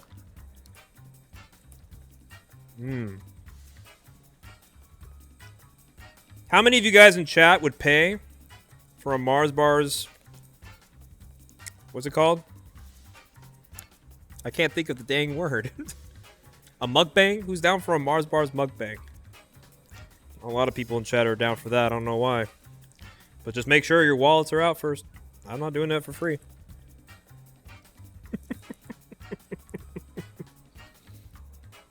Ah, yes, chap. So as you can see, the spicy karage. A little bit of a kick. As you can see on the sauce right here. You see that sauce right there? You see that? A little orange, tangy, zesty flavor right here. It's meant to give a kick. And when it gives a kick...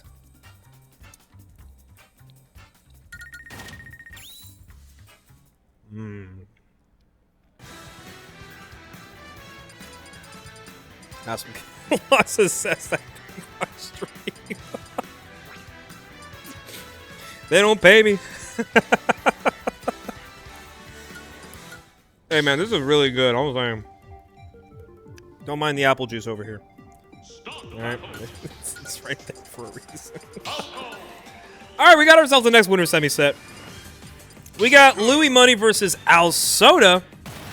Who, if you guys don't already know, Alsoda's been literally leveling up between, literally since level up to today. Alsoda actually just won his very first YouthNet last week, and just yesterday he became a back-to-back champion at YouthNet, going only Joker. Well, he may have played some other characters like in round 1, but let's ignore the fact that he did that. It's been 90% Joker. You want to know why? Because Alsoda realizes that the Joker always had it in him to do it. And Alsoda Lifetime does have some sets on Luis. And of course, Luis opting to go the Falco here to kick things off here. Want to mix up with the Firebird right there.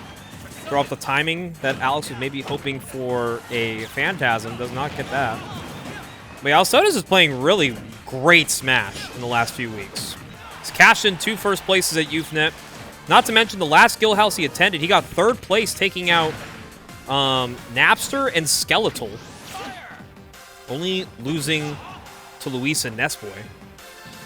And Alsoda's has been on a tear, so he's definitely got a big target on his back. And believe it or not, with the release of the PR this season, for last quarter, Alsoda may be number 19, but the way he's playing right now, he's aiming for top 5. He said, I'd be on the PR for fun, but this season, I mean it for realsies. He said number 5 is the minimum. He says nothing less, nothing more.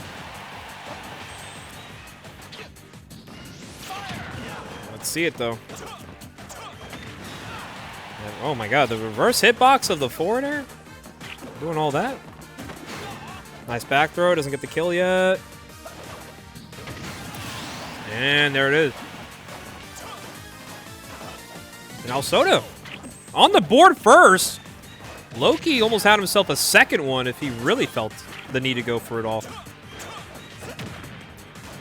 But look at the way that Alsoda is moving. I think one thing you got to notice about the way Alsoda is playing is a lot of these interactions that he does get in CQC, he's pretty much playing RPS, but he's choosing safe options and also just using Rebel's Guard in areas where he knows the opponent is just going to mash on him, and it's just going to give him free meter. And that's what Jokers love, when you just give them free meter off the Rebel's Guard. And I know Leo's been doing that a lot at Kagaribi, and I know it's definitely been one of Alsoda's main motivators to being able to play Joker at the level that he's doing. But unfortunately, Luis, if there's anyone to really prove your fighting grounds, it's definitely against this guy. It really doesn't matter what character he plays, though, because he's looking to manage a way to make it happen. And look at the read on the Phantasm. Alsoda just holding center stage, gets a forward smash. It's last stock already. The potential to maybe see Alsoda take the first game is high, but he's got to be careful about that Falco advantage state. 76 on the stock. And he got him off the stage, no jump. Oh my goodness, the the triple up tilt, man. Why is that safe? I feel like one of those up tilts actually hit his shield. That's the part that sucks. Hey, no way. Game 1 goes to the Louis Falco. Speaking of Falco, I know y'all peeped that Star Fox Direct today. Anybody a big fan? I'm an OG, so like for me, finding out a new Star Fox game is coming out is lit, even though it might just be like another, you know, Star Fox 64 clone. I'm still buying it day 1. A lot of people have some very different opinions about it, and I get it. Each one is very valid in their own ways. I'm just looking forward to playing the game itself. I think the game itself is going to be fun. They advertise the online. And I'm just hoping, because they got that GameCube emulator library, because of Star Fox being kind of a hot topic, will they bring back Star Fox Assault or Star Fox Adventures on that library? I wonder. Try Bailey, I think the same. I think the designs are pretty dope. I mean, they did say they were kind of looking to go for that realistic animal style. Reference unironically was just made right there. Because if you don't know, wow, what a down air find by Alsoda. If you guys don't know, the original Star Fox promo actually had the space animals look very much like animals. So if y'all think this is the first time we've seen it, guess again. The memes are funny, I'll give it up, though. Because the memes are going to be going crazy for the next, like, at least, like, week or two. And then, like, they might come back again when the game gets released next month. Because I believe the game comes out, like, June 25th. I think that's the date. Dude, not even up tilt is able to beat out this up air. Like, Falco up tilt, man, is something else.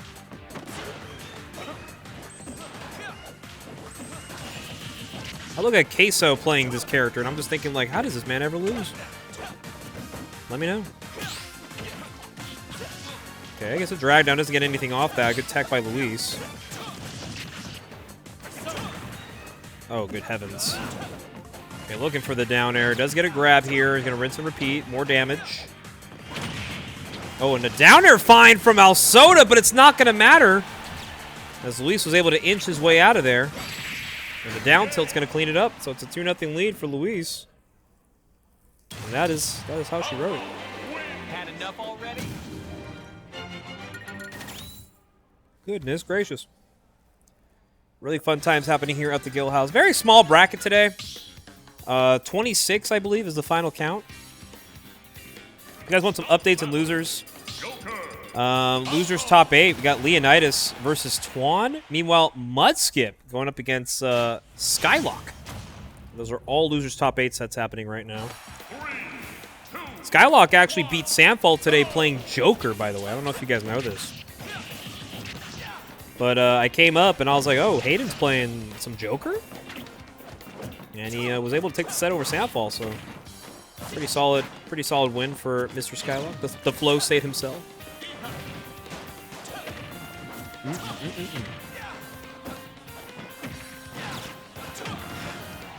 All right. Big damage being applied right now.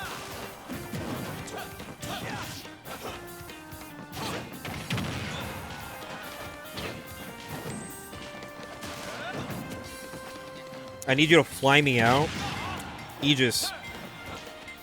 I can't lie to you.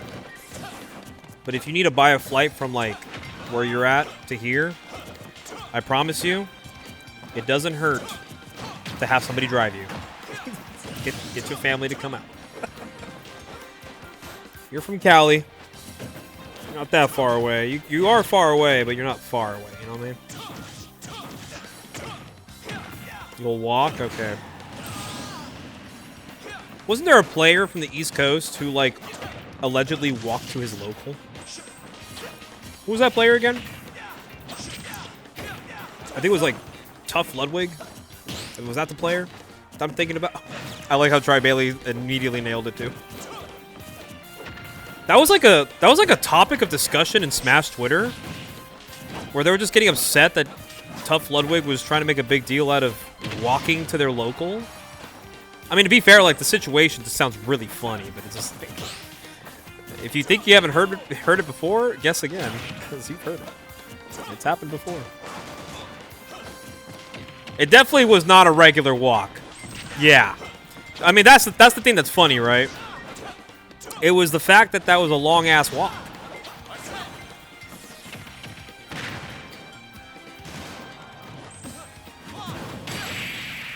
Okay, you got him with the downer.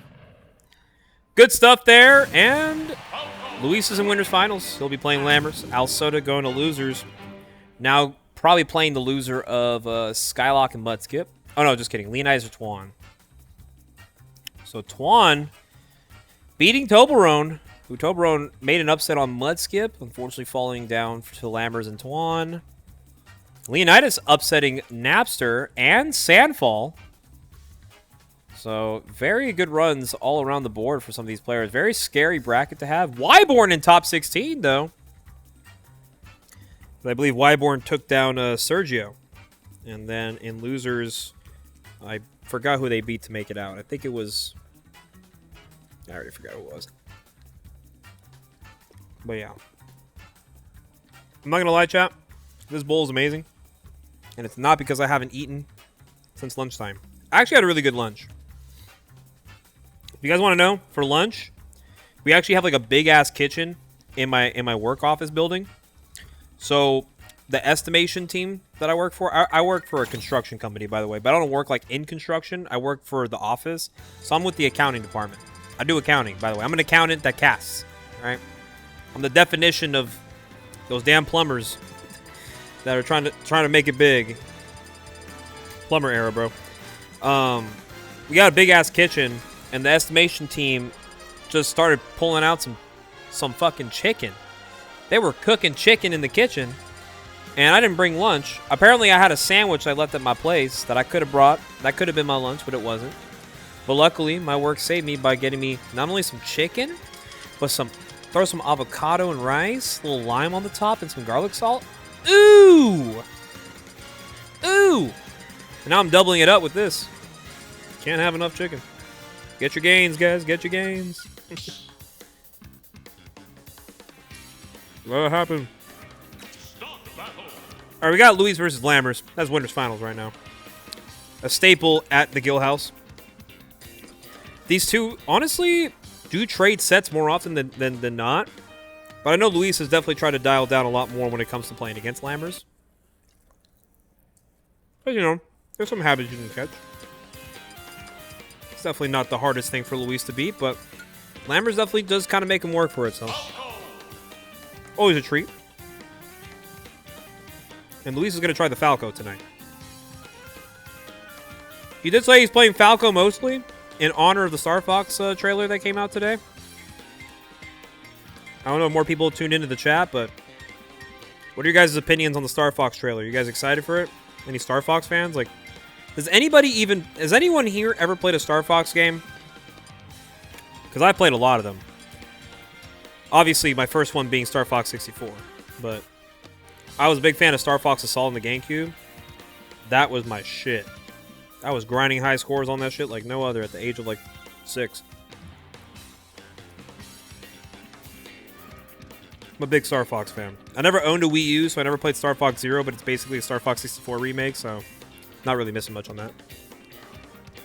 You know what's funny? Vermilion, I've never played Star Fox Adventures. I should probably do that. I've heard mixed reviews, but it's a unique Star Fox game, and I kind of want to get on it.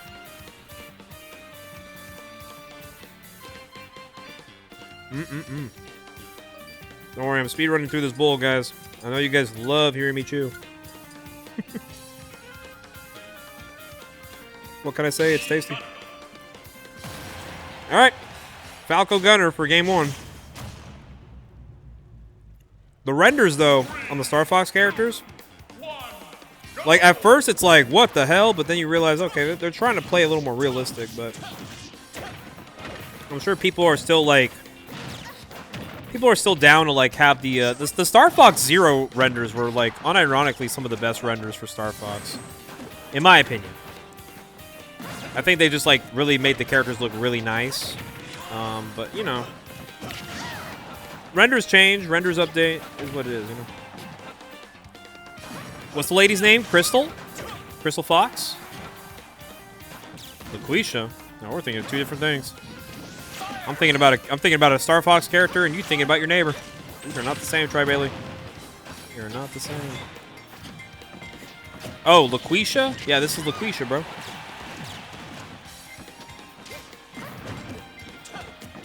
Lambert says he has to carry the torch because the other LaQuisha ain't really playing Smash like that anymore.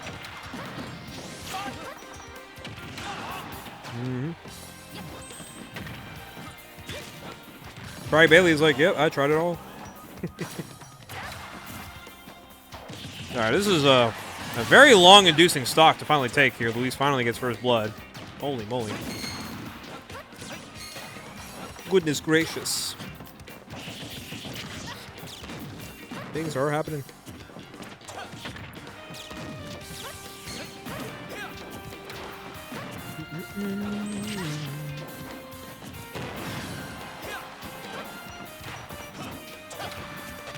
They're chicken sandwiches.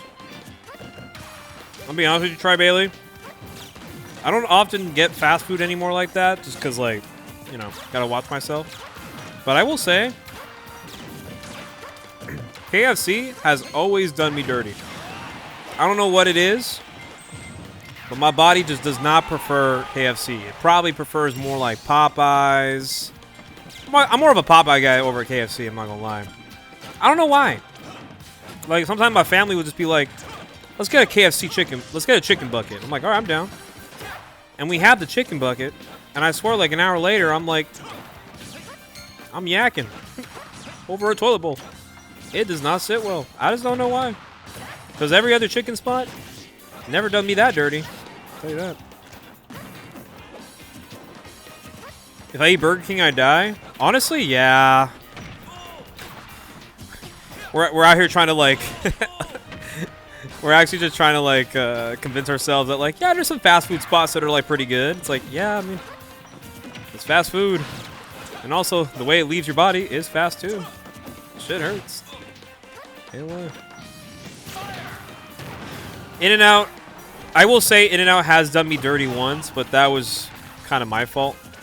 Or actually, I don't even say it's, like, my fault. I think it was just weird. Like, it was in high school.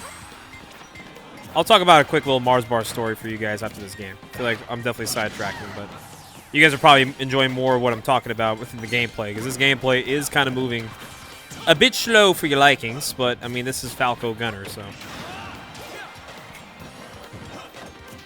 This In-N-Out story has me hooked? Oh, yeah. You forgot there was gameplay? I'm sure you did, Aegis. I'm sure you did. Like, oh, no. There's gameplay. It's on the screen.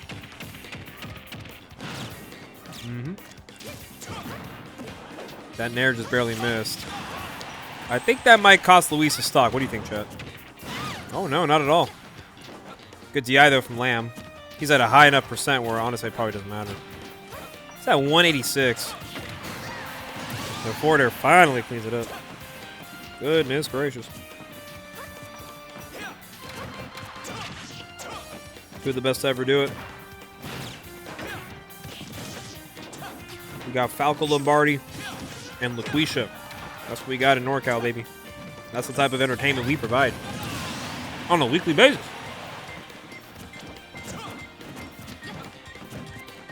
Now, hold on.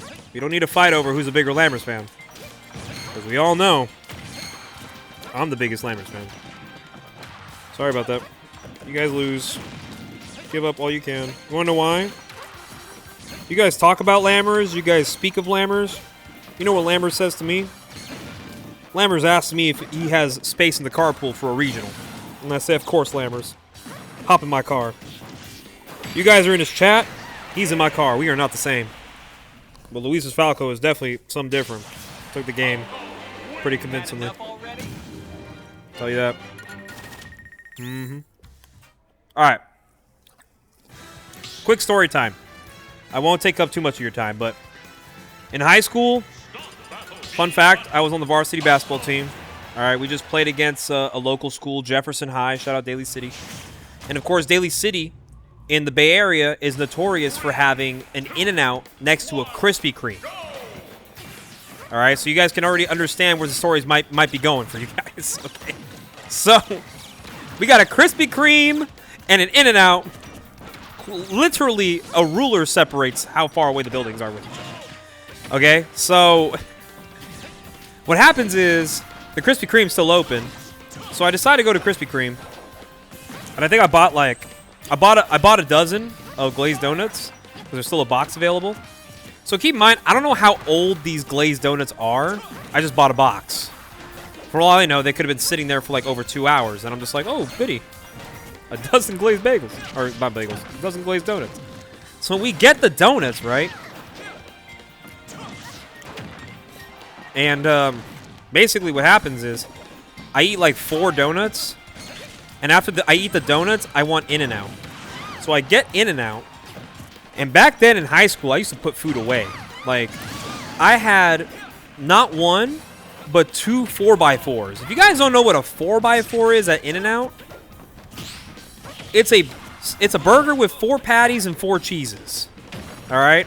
Add in some peppers, the grilled onions, and of course, a large soda. All right?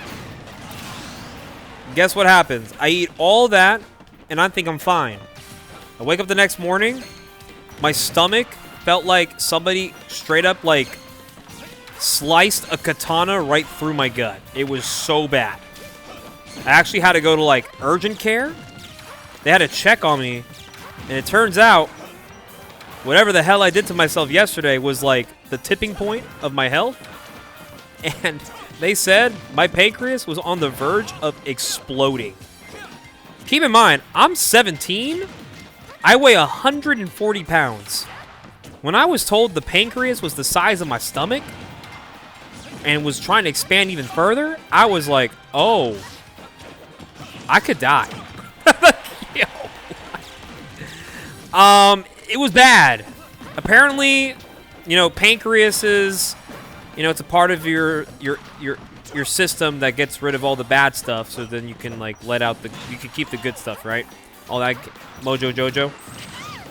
But in my case, the insulin levels in my pancreas were so high that my body didn't even know how to get rid of the bad stuff, so they just kept it all. And it was all a tipping point from that Krispy Kreme dozen and those 2 4x4s. So guess what happens?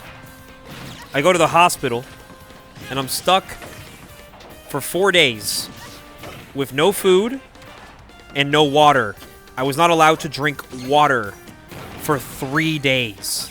On the 4th day, I was allowed to have a sip of water. Isn't that insane? The nurses had to make sure I wasn't consuming anything for a whole 3 days. When the 4th day came, my meal was like an 8-ounce water bottle and like a Greek yogurt cup. And they said, eat this slowly. And I'm like, what? I haven't eaten real food in 3 days, and you tell me to look at a yogurt cup and tell me not to eat that? What? You guys hate me. And then I realized, oh, well, it's because if I do eat it too fast, there is a chance that my situation would get worse. So unfortunately, I had to listen. And luckily for me, I was fine. I got discharged from the hospital, and I was stuck in a hospital for 4 days with no food and water. Remember when I said I was 140 pounds? I walked out that hospital at 120 pounds. I lost 20 pounds because I was going to die. And that's your Mars Bar story as Game 2 ends. Had enough already? Hope you guys enjoyed that one. Yeah, that's a true story.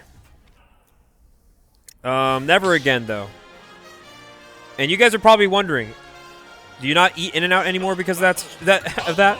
Absolutely not. No, I'm just kidding. I still eat In-N-Out. The fuck? I just had In-N-Out yesterday, as a matter of fact. Oh, man. So, yeah. Hey, hopefully you guys liked that. That was a nice little story to talk about. I don't usually talk about the crazy stuff I did, mostly because a lot of it is probably not stream safe, so that's probably one of the most stream safe stories I can tell you. I'll tell you that.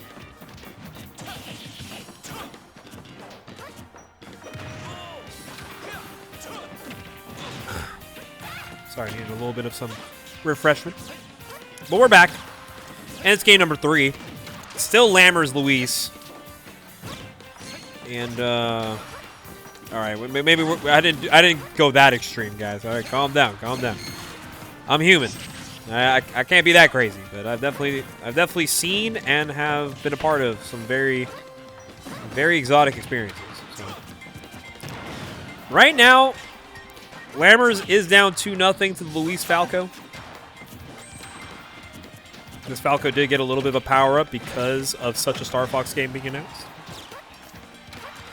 But obviously, Luis is not a fan of the Falco render, which is why his in-game tag is a heartbreak, because he's not a fan of what they did to his boy.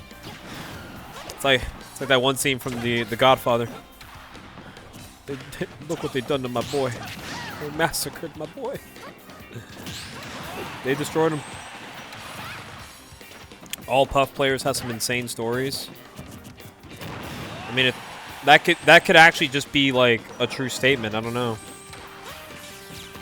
There's a reason why Puff players are lame in theory, because our lifestyles are actually crazy. So we make up for it by playing a lame character.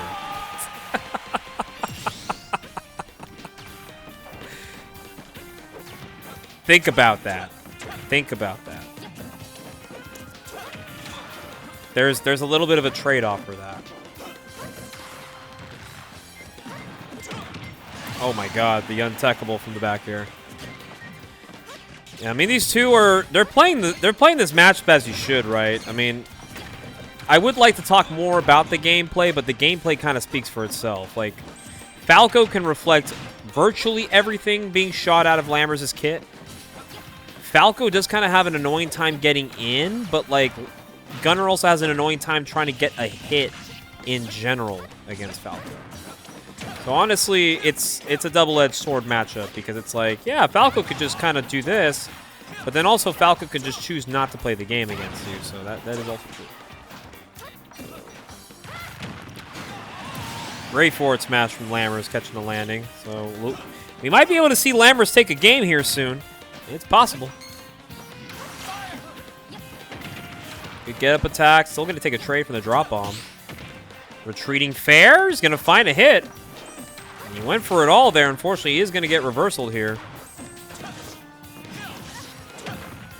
Another back air off the up tilt. Really going for a hard read, but a nice catch. Down smash. Doesn't quite get the stock yet. Doesn't get the double laser tech. But right now, Lammers is looking to put it away, but Luis is kind of slowly bringing this one back.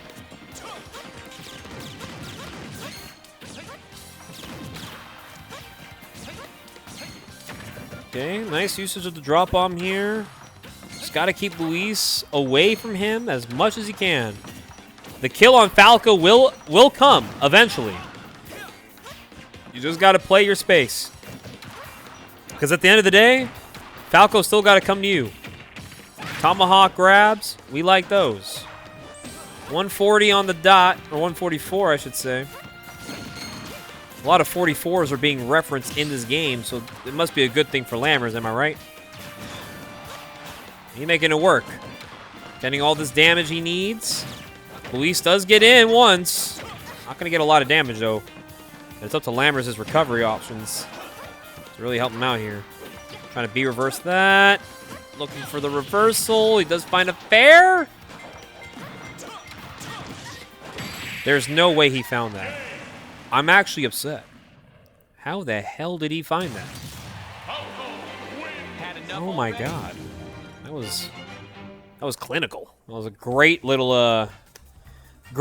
opportunity for Lammers to maybe extend the set, but unfortunately we just watched Luis kind of do his thing. So Luis will be in grand finals. To my knowledge, he's been playing only Falco today. And Inkling. He did play Inkling. Yeah, there's really not much we could say about that. Luis just played that really well, that last stock. Just forced Lammers to make one bad decision, and it costed him the game. Matter of fact, cost him the whole set. So that's just unfortunate. Meanwhile, loser side, we got some updates for y'all. Mudskip over Skylock 3-1. So Mudskip will be... Oh, and Mudskip also beat Skeletal. Goodness gracious. So Mudskip's in loser semis after taking down Skylock and Skeletal. Huh. Interesting. And then Twan playing Alsoda in losers quarters as well. So, I mean, Mudskip is playing a hell of a bracket today, so you got to give it up. You guys want to hear more Mars Bar stories while we wait for our loser set? We are waiting on Alsoda and Twan to finish. if I'm not mistaken. They are halfway through their set. Mudskip, of course, is awaiting the winner of that set. But look at this beautiful graphic we have here from the Guildhouse team. Isn't this awesome? We get a top 16 graphic. And not only do you get to see the scores, but you get to see how the bracket formed. So, shout out to some of the guys who made it to top 16. Pensive, we haven't seen him in a while. Luigi from San Jose State got himself in there. Unfortunately, ran into Tuan. It could have been me, but I made the upset over Tuan in winners, which resulted in Tuan going on this immensely impressive losers run that he's going on. Meanwhile, on the other side of bracket, Wyborn.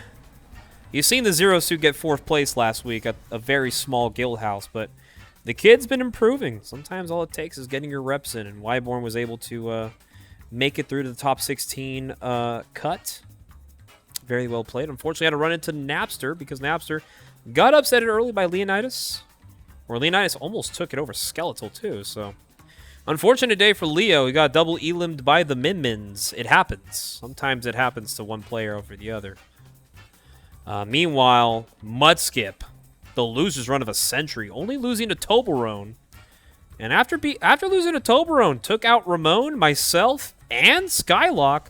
And then on top of that, the recently debuted number 4 in Norcal Skeletal is also falling to the Mudskip Mewtwo. So obviously, big Mudskip looking to make the journey to losers finals. He did mention to me after we played our set, he told me that there's one player he has never played ever at a NorCal bracket, and that is Lammers. Can you believe Lammers and Mudskip have never crossed paths in a bracket? And there have been a lot of brackets and opportunities for those two players to even cross paths to begin with. So if Mudskip does advance, he will get his first time, and luckily it will be in a pretty good part of bracket too. Pretty much if you do make it a top 3 of a Guildhouse, you already kind of put yourself in a pedestal of some very solid work. You got to get your work cut out for yourself first. But yeah. Chat, if you want to hear some more Mars Bar stories, because it looks like Alsoda Tuan are still going deep in that set, let me know. I'm trying to think of like what's a good follow-up to the In-N-Out story. I feel like the In-N-Out story really did something. Well, actually, right on cue. Alsoda looks like Alsoda took it over Tuan. So it's going to be Alsoda versus Mudskip for loser semis.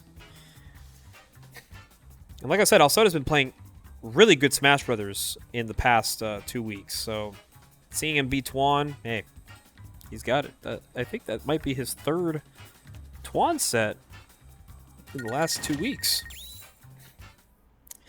Remember when I said Alsoda? Like, I remember I was commentating a Guildhouse where I said Alsoda did have a Min-Min issue. You're probably wondering, how the hell did he go from having a minor obstruction against the Min-Mins in his region into now not only winning, but almost in some very dominating fashions in some of these games? Alsoda has actually taken, I want to say, on average, he has dropped 2 sets of Skeletal this season. And against Tuan, he is now 3-0. So it's safe to say, I mean, Alex has won 6 of his last 8 Min-Min sets, which is very impressive for a player who was just mentioning that they found little to no hope in that matchup. But there was a Min-Min player that did give Alsoda a little bit of some advice and hope in a sesh. And that player goes by the tag of Zurzel. Shout out to Zurzel. I know Zurzel tuned into a Guildhouse once to watch Alsoda pretty much show off the transformation of his knowledge in the matchup. Because now he's continuing to thrive in such a matchup. In Joker Min-Min. He's not tried any other character. He's been given Joker all its might. So really good on him. And then meanwhile, you know, Mudskip back on the PR. I believe number 15 for the season. But honestly, the way Mudskip's been playing this season alone has already kind of given him more of a top 10 tenure. And Alsoda's a player who's looking to be top 5 this tenure. So these are 2 players colliding at some very high heat capacities. And unfortunately, only one of them can move on to fight Lammers in losers finals. So this should be a fun one, honestly. Get to witness both players who have beaten me in bracket playing each other in loser semis. That's how you know it was a tough day in the office today. As his Mudskip takes a seat, puts in the controls here. So for the bracket, Alsoda, our 5 seed, going up against Mudskip, who's our 7 seed. Was hoping to maybe play Lammers in a best of 3 territory, but if he wants to get that Lammers set, he's going to have to earn it. Going up against an Alsoda who almost looks untouchable. Only player he's lost to in the last 3 brackets has unironically been Luis and Skeletal. So we'll see if maybe a switch of a character might be able to put Alsoda back to earth, because Mudskip definitely on a meteoric rise, and sometimes when 2 immovable objects go at the speed of light into each other, something, and I mean something, has to break. And it's only a matter of a difference as we go right into it. Losers semis, Alsoda versus Mudskip and Joker Mewtwo. Now we have talked about how Norcal is a fire Mewtwo region. We not only have 1, not 2, but 3 PR level Mewtwo's in this region. And they all play very differently. So it's a matter of having to pick and choose your fights against a lot of these guys. And, oh my. Alsoda! Throw out the Tetracon, and that's a stock! Wow, that is definitely not how you want to start this game. And that... And, yo. I talked about Alsoda getting good recently. What the fuck was that? Dog. That boy just... He figured it out, guys. Headliner. Alsoda figures out and solves Smash Brothers Ultimate. Yeah, even Alsoda's like, Jesus Christ, what did I just do? Fire the Pyro roadkill percent is crazy. That's just so unfortunate, though. All right, it's game 1, though. It's whatever. Me personally, if I lose a game like that, I don't care. You know, it's game 1, so you're just like, oh, okay, this is how we're playing the game, I guess. So.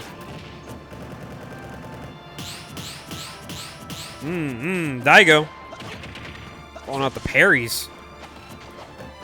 But yeah, I mean, the way that Alsoda's been playing Smash, honestly, has just been very inspiring. And he does get a lot of this inspiration from watching Leo. And even getting some inspiration from the MK boys.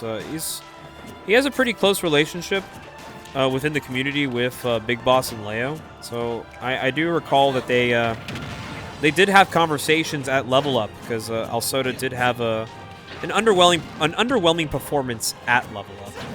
And he was kind of like, well, I felt like I just lost to myself because I just, didn't want to be there. Didn't feel like I deserved to be there.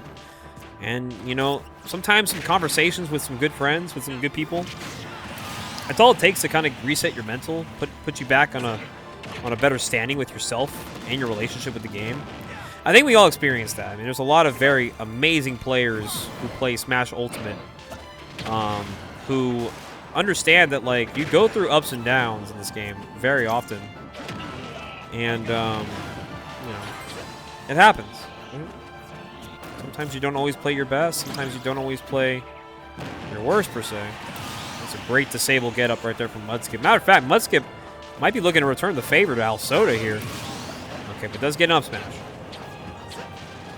So, those conversations definitely help Alsoda at least kind of, like, see the game in a much lighter, like, perspective. No longer feeling like... It's no longer a conversation of, can I do it? It's now a matter of, when can I do it, We're no longer awaiting despair. We are now eagerly pushing forward determination. This is definitely not a reference to some games that you guys love, but it's just true. Sometimes you gotta go through hell in order to really appreciate, like, Earth. Appreciate life for what it is. Oh, jab 3 came out. Probably didn't want that.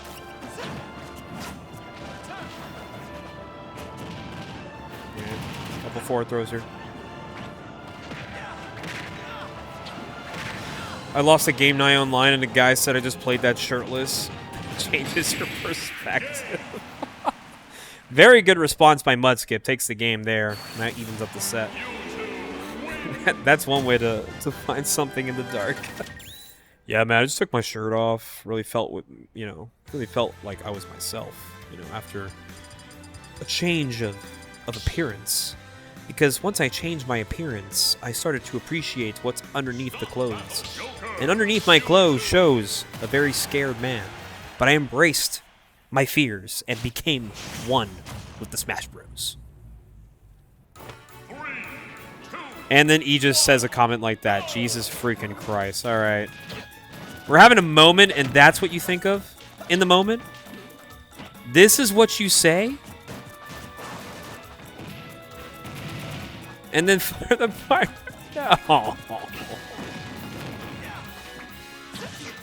CB Hypers 102 in like full 5 locals in a row, beginning of 26. Really had to change my mindset. That's really... it happens, right? And it has nothing to do about your ability to win or anything like that.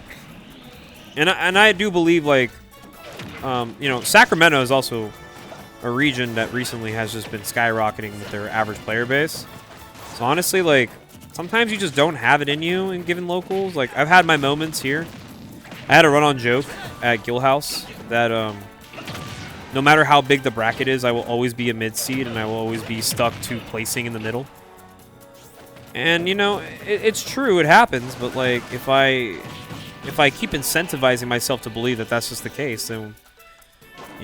what's the point of trying, Sometimes you gotta try. It doesn't hurt to try.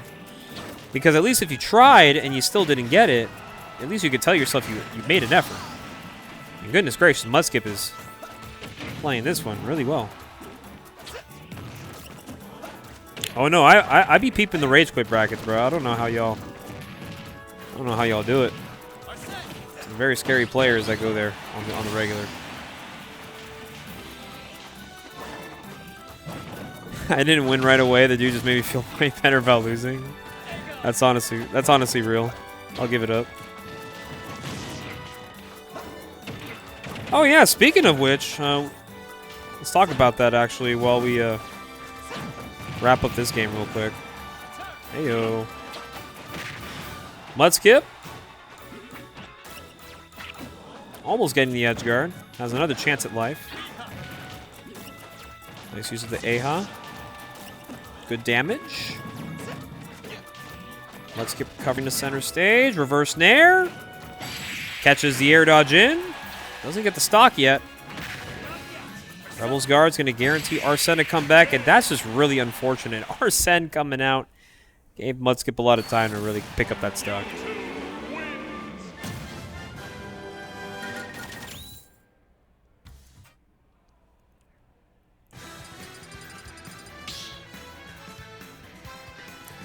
I can imagine Sweepy saying that. Strike!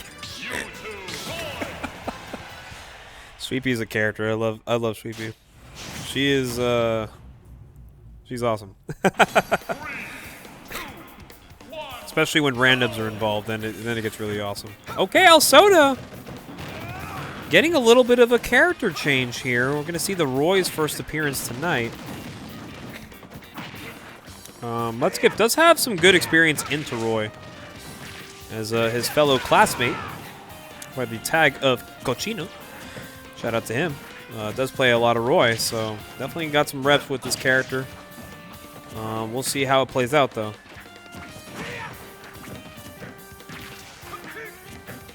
I will say this, though. I've never spiked a controller in Ultimate.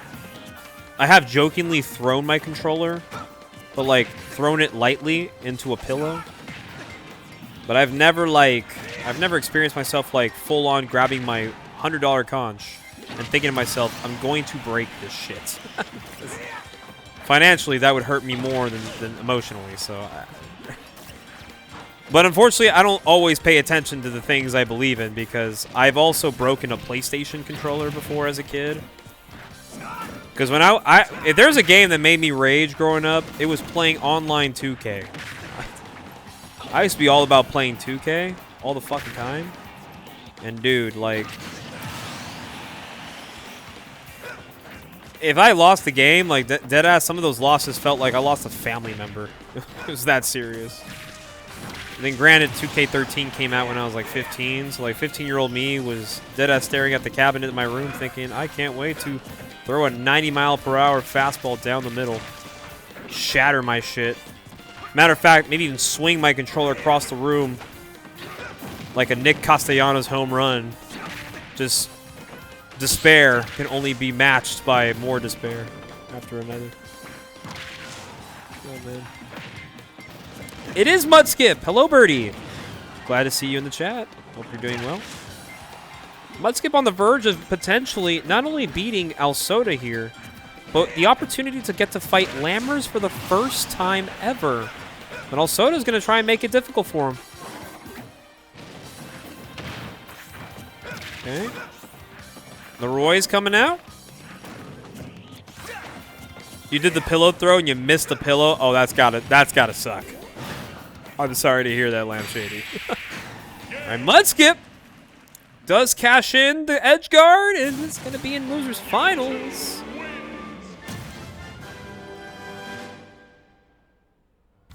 So Mudskip gets to fight Lammers44 for the first time ever.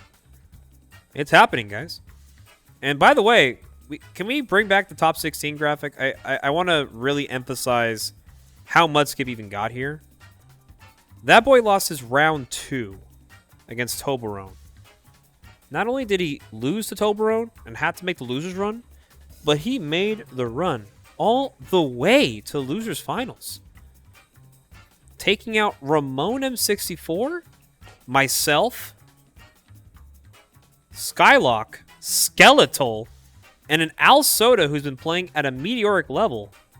He's been taking down some of Norcal's strongest soldiers all in a row. And now he's got the ultimate task, which is the first ever Lammers Mudskip set. Holy smokes. Yeah, Mudskip's been playing like a beast today, I can't lie. Going game 5 with Skeletal is pretty good. Being able to close that one out. Just another day in the office for Mudskip. Are any of these wins seeding-wise upsets? I think it's just Skeletal and Alsoda. I think those are the only seeding upsets. But Jesus Christ, what a damn run.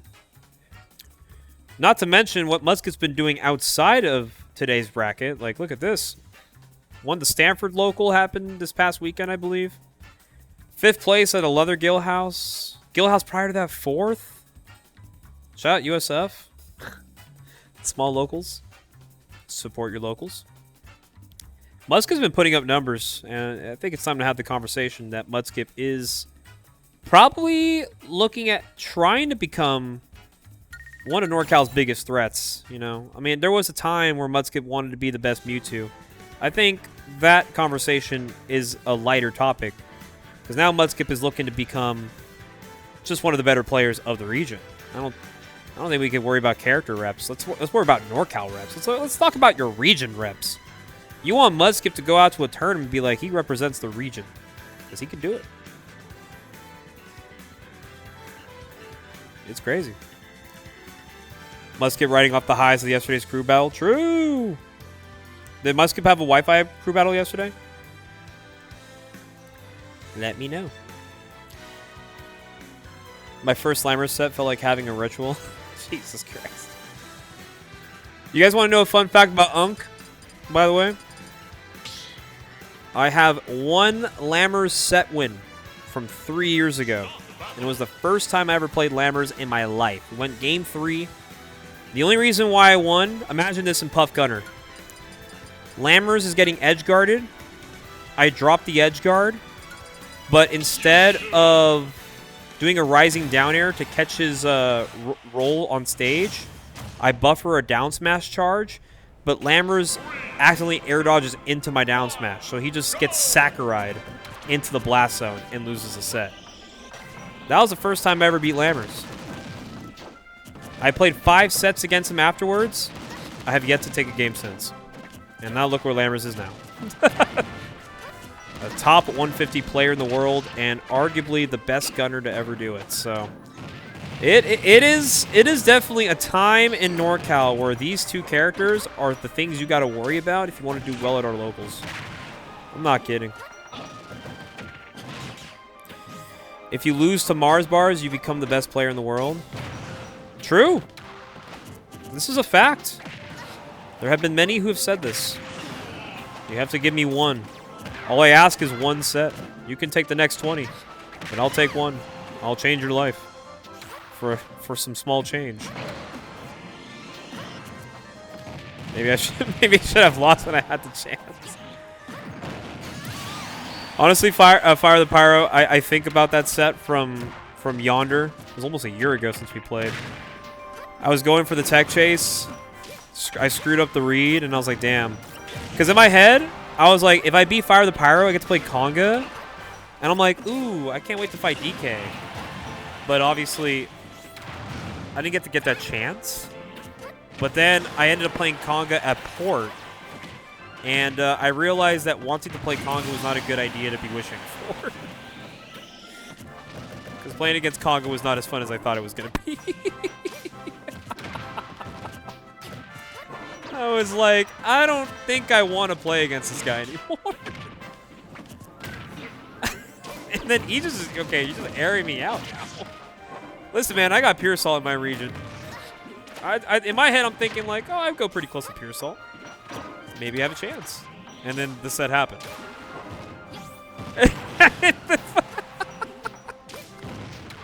I'm glad we can all agree. Humbly agree. That's so funny. Oh, not the drop bomb catching the double jump. That's unfortunate. Oh, what a down air catch from Mudskip. Hold on, guys. We might actually have a very interesting game 1 on our hands right now. Now, I will say, Lammers has lost at least once to the rest of the Mewtwo's in this region. I think Leonidas has one. Hyro, he's definitely had several over Lammers. So this Mewtwo matchup is not foreign to Lammers, but this is the first time he's fighting Mudskip, and he's 2 for 2 on down air reads. Mudskip! Are we seeing a power-up? Goodness gracious.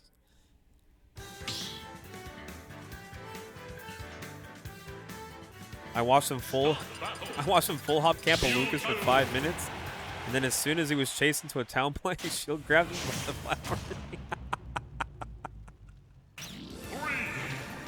That's insane, FTP. There's no way. Yeah, I just tell myself, like, you know what? I'm glad I didn't play Conga in that Seattle tournament, because me personally, it would have ruined my beach day. I was happy with getting my 25th place and enjoying the rest of the tournament. I did end up casting a little bit of top 16 of it, so. Now, I will say, since you are in the chat, Fire the Pyro, is there going to be another Bad Beaches? I know it's, like, kind of close to that deadline, but I don't know if that's ever happening again.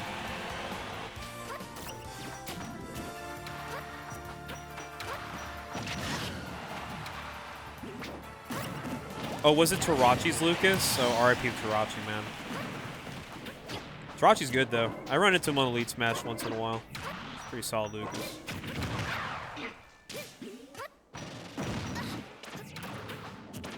Oh, really? Well, that's unfortunate. I was a big fan of the venue. Now, granted, there's not a lot of tournaments that say that they run their tournament right outside of a beach, but I generally had a lot of fun. I stayed the weekend with Tara and Everest. It was a good time. Generally had a good time. I always have a good time in the PNW. There's never been a bad time in Seattle for me.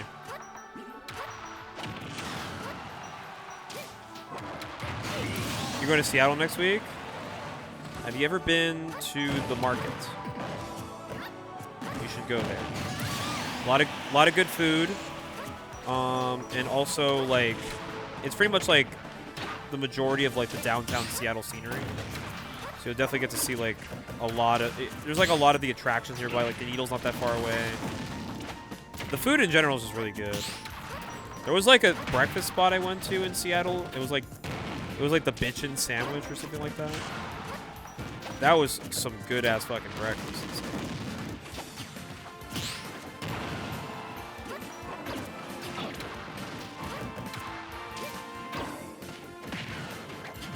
No, that's just true. Bad Beaches was barely a ranked event, to my knowledge, I think it was like a D tier, right? It was a D tier bracket, but it had over 130 entrants. Like, unfortunately, yeah, just there was not a lot of attraction to like high-level players, but I mean, it was a fun bracket. It was happening during the same weekend as I believe UAS, if I'm not mistaken. So maybe that's probably another reason why.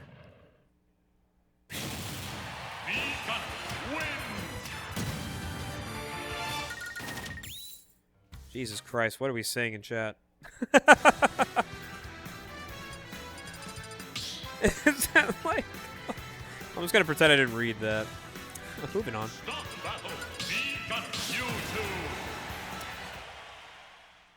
Yeah, Western Washington is pretty hard to get out to. Where's Spokane in Washington? Is Spokane West or is it Eastern Washington? But I did go to Spokane for Daddy's Den. That was fun.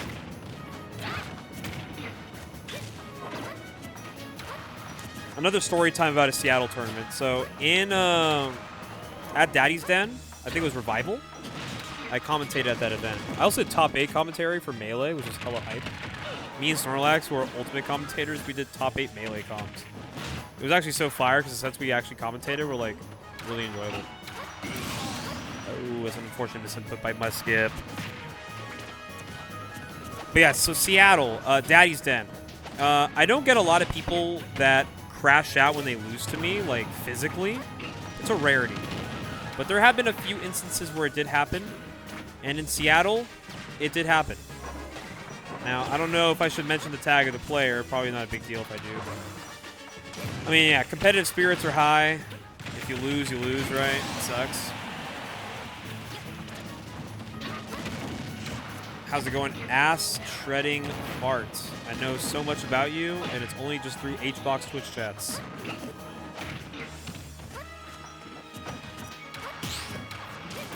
That's so real, Hobby. There's 104 Nairs in Mewtwo's kit. Unfortunately, none of them are landing. Alright, get me out the mic. That's game number 3 going to Lammers. So he's up 2-1 now. But yeah, let me go back to my story. So, in Seattle at Daddy's Den, I was in losers. I think I was fighting for 65th. Also, hello Umeki in the chat. My God, got some superstars out here. They are neaters, I believe it, because the player I'm about to mention might actually like turn your head a little bit. So I was in losers, right? I just lost to... No, I lost to Piff in winners, the Pac-Man. And then I went on a losers run. I think I took a few sets. And then for losers round 3, I went up against an Incineroar player. All right. Looked like a really cool, chill guy when we sat down at the setup. I believe the Incineroar's tag was like Kuma. I think that was the tag. Great down here by Mudskip. And we played our set out, right? It goes game 3. All right. It goes game 3. We're on Final Destination, by the way. And it's last stock. I'm at like 80% against Incineroar with Rage. That's an unfortunate trade, but luckily it doesn't lose a stock from Mudskip. Yeah, I never seen him Rage before either, but this was kind of a rarity for me. Because game 3, last stock, Incineroar Puff. Incineroar at 110% or something. I'm at 80. Basically, Incineroar with Rage is a scary sighting for me. But it's last stock, so obviously, like, whoever loses the game, like, loses the set. I start jumping in panic, because, like, low-key, like, Kuma was kind of playing some really solid, like footsies. Like, really making me, like, guess where the hell to find him. Another downer from Mudskip. Jesus Christ. And as I'm jumping so much in panic, like Kuma does a double jump side B, and he catches me. Now, he catches me in the air on Final Destination, and there's instant with Rage. I'm at 80. So in my head, I'm thinking I lost a set, right? as I was about to put my controller down, so I just thought like, oh, he's just going to hold the B button. We're going to get thrown into the air, and it's GG's. For some reason, this Light Kuma ends up timing the side B perfectly. So he ends up just hitting me to the side. And without me realizing it, I live off the side B, and Light Kuma just lets out a big, like, "Fa!" You know, like, in my ear, and it, like, jump scared me, right? So I was like, oh, shit. So I live, and I go back to stage, and then next thing you know, I get an edge guard on him, and I win the set. Right as I get the edge guard on Light Kuma, I kid you not, in a blink of an eye, before I could even turn him for a fist bump, both of his hands went slamming at a very high velocity into the setup, and it popped the switch up. I was low-key scared. I was fearing for my life. I'm not gonna lie, bruh. I was fearing for my life. Also, hold on, Mudskip, though. Might be able to bring this to a game 5. Chat. No, he rolls into the blast shot. Or the charge shot, I should say. Oh, no. Mudskip, no. Mudskip, please. We need this, Mudskip. Mudskip, no. No. He's alive. Dash attack. He's got to go to ledge. Oh. Oh, no. Oh. Mudskip. Back to center stage. What do you do? No, missile gets faster. Oh, no. That hurts. And Mudskip goes down swinging, but very good stuff from Lammers. But Mudskip, what a fucking tournament for him today. Got 3rd place after losing his round 2, by the way. Went to losers, and he won 6 straight sets in losers. And he took out a lot of really solid players along the way. So honestly, let's get some applauses for Mudskip. Can we get some M's in the chat for Mudskip? A very well done bracket run from the kid. Very good stuff. Hello, Ash Shredding Fart. Hope you're doing well. It was a really good run from Mudskip. Only losing to Toblerone and Lammers. 2 equally skilled players, I've been told. But yeah, so that's the story of Fire the Pyro. I win the set because the instant player decided to not win the set. And then I ended up getting the edge guard, and I won the set myself. He slammed his fist on the setup, the switch popped up, and I just stood there like for 10 seconds like... And I don't know why, but like my reaction to seeing that, I just went up to him and I was just like, "You're a really good player, man." I just patted him on the back and I walked off. What am I supposed to say? My man just went Donkey Kong forward air into the setup. And I was like, "You're a really good player." Pat on the back, grabbed my stuff, walked out, and I was like, "Get the hell out of here." Or he fucking punches me. Why did they double jump side B? Because I was panicking in game 3 against the Ensign. So I kept jumping a lot for no reason. I was jumping without like really doing anything. I'm a Jigglypuff, so I'm just jumping. So he just goes for the hardest double jump read side Bs and he catches me. But instead of holding the B button to like fucking yeet me into the sky, which would have definitely killed me, it's FD and he has rage. He just times the button and then I live. And I was like, oh my god, there is a god.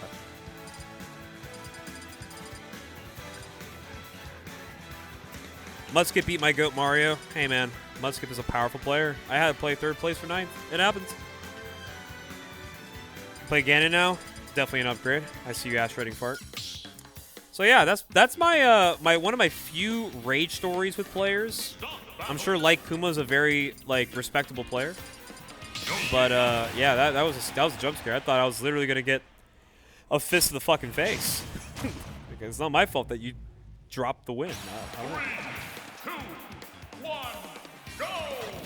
Yeah, Mudskip went on a fantastic run today, Jake. He like actually just took out everybody today. So honestly, really good stuff to Mr. Jackson. Very good stuff.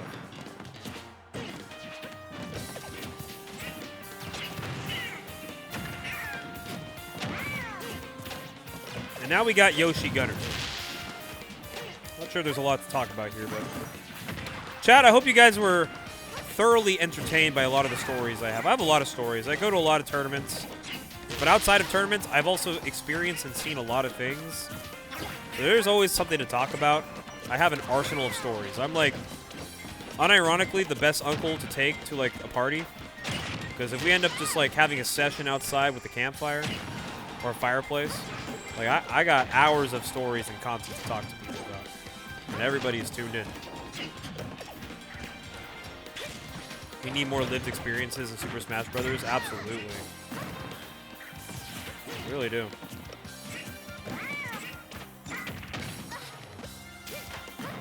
Don't call your life. You're more than that. I appreciate that. I'll rephrase it to my life events are just they are definitely experiences and life lessons, because a lot of them do have at least something to learn from. But I just have a lot of funny things that happen. A lot of funny, like good, funny bad, funny pretty, funny ugly. It's just hard. You know?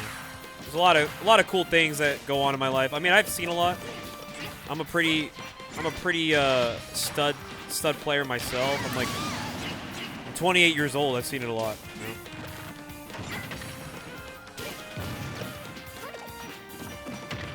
Have fun in your online bracket, Ash Shredding Fart. I do hope that you prevail and go far. Better yet, hope you win the bracket. Lock in, bud. Oh, baby. You're gonna be 30 when Smash 7 comes out. That's pretty good. That's a pretty good bar, in my opinion. I'm gonna be 30 when Smash 6 comes out, believe it or not. So, I mean, who's really losing? Who's really losing? Oh, up tilt.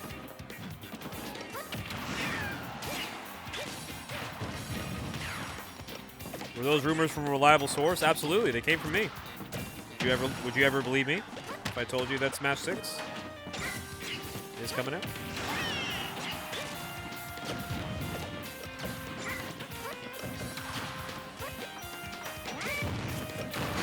I mean, when you put it that way, CB Hypers, Smash Ultimate came out when I was 21. Wow. That's much youth. I had so much youth. Alas. Jesus Christ, you're just a lad. Alright, this Yoshi's like kind of getting put to extinction right now. Not gonna lie.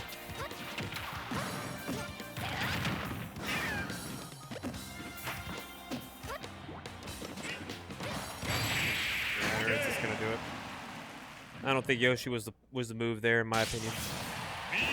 Chat, how old were you guys when Smash Ultimate came out? Some of us are saying 12, 9, 7. 7? Damn, Tri-Bailey, you are... See, Aegis is a lad. You're just a freaking child. Good lord.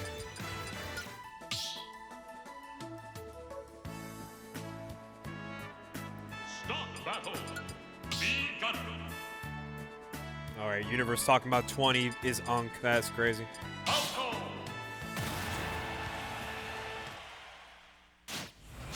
That's crazy. Stay PR at 15. Hey, that's the prime age to do it. I miss my window. I'm still playing this game.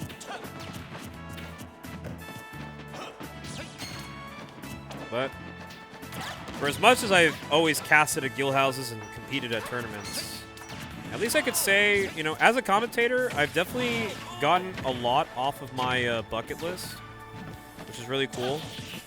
I actually made a bucket list because I was like really pursuing like trying to become like a high-level commentator. What a downer from Luis. Unfortunately, not stock. My bucket list started small. So on the top of my bucket list, I was like, I want to be able to cast grand finals of my locals, and I do that. Obviously, I started doing that like 4 years ago. And then the next goal was I want to commentate a tournament that isn't Guildhouse. I want to commentate other locals. And then after commentating other locals, I was like, I want to commentate like a region, a ranked event. I want to commentate something like that. So my next best gig, I will say this, not a lot of people know this, but the VODs are out there on YouTube somewhere. My first ever non-local appearance in commentary was during the Genesis 8 pre-local. Yes, Genesis 8. It was the first time I ever hopped on the mic for a bigger like audience. And I remember I was casting top 32 of the pre-local. One of the first sets I ever commentated at the pre-local was Chag versus Siski. And I was just thinking to myself, like 3 years ago, I was like, was it 3 years ago? No, it was like 4 years ago. 4 years ago, I was thinking to myself, like, wow, I can't believe I'm commentating a Chag Siski set. And then, like, time went by. I got regional positions. I started flying out to events. I had a sponsor for a little bit. Then the big opportunity came around. I commentated Genesis. My first Genesis was Genesis 9. Or not Genesis 9, Genesis X. So I commentate Genesis X. I commentate Genesis X2 and X3. I also then get told that I will do commentary at Eugene Bound Summers, which was my first out-of-region major. And then just this past April, 2 weeks ago, I commentated at my first out-of-region super major, premier actually, which was Level Up Expo. That was the first time I ever commentated at a out-of-region premier tournament. So it's been a journey. And on top of a lot of Wi-Fi commentary appearances I've had, it actually has been quite the journey to make it to where I am. What's your fave you've commentated? Like, what's my favorite set I've ever commentated? It's a hard one,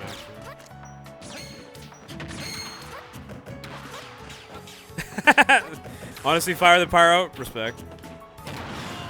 Bro has crazier lore than most top players. Hey, man, if you get to know me, I have a lot to talk about. This is just like a % of the shit I've definitely got going on in my life, so.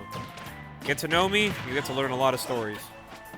My lore expands beyond volumes. I got a library dedicated to just me.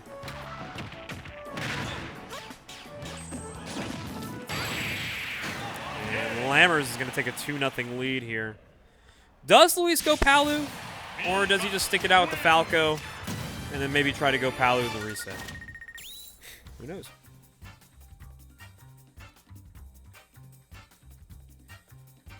Well, I think that's a good thing, Tri Bailey. When I first started off commentating at big events, they usually try to pair the least experience with the most experience because they want you to kind of like feel comfortable. And sometimes the people that are like the most experienced, they're supposed to kind of like lead you into that path of being able to be confident and comfortable and being able to say what you need to say, you know? Because that was me at one point. My first ever block at Genesis. Do you guys know who my first ever co-caster at a major was at Genesis 10? Huh? No, actually, he's the last of everybody. Me and Bam did a set, or did a block at Level Up. But my first ever co-caster at a major was EE. Javi in the background trying to guess. But yeah, EE was the first ever person I got paired up with to cast at a major. Could you imagine how I was feeling? I was like, dude, my first Genesis, and they gave me EE for a 10 a.m. pool block. Now, here's the thing that sucked. Genesis 10, production was kind of behind in terms of, like, getting set up. So I spent 30 minutes of my potential block just off stream, just talking to EE, just wasting time, right? You got to buy time. It's the thing that you do over your life as a caster. You got to buy production time, so you just got to say shit. There's an infamous clip of me saying something hilarious that was caught on stream. I have the clip still in my library, but I felt like I got set up.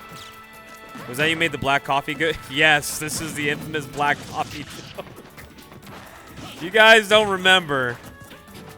Oh, you probably didn't because it was a 10 a.m. pool on a Friday. I don't think you guys were awake for that time.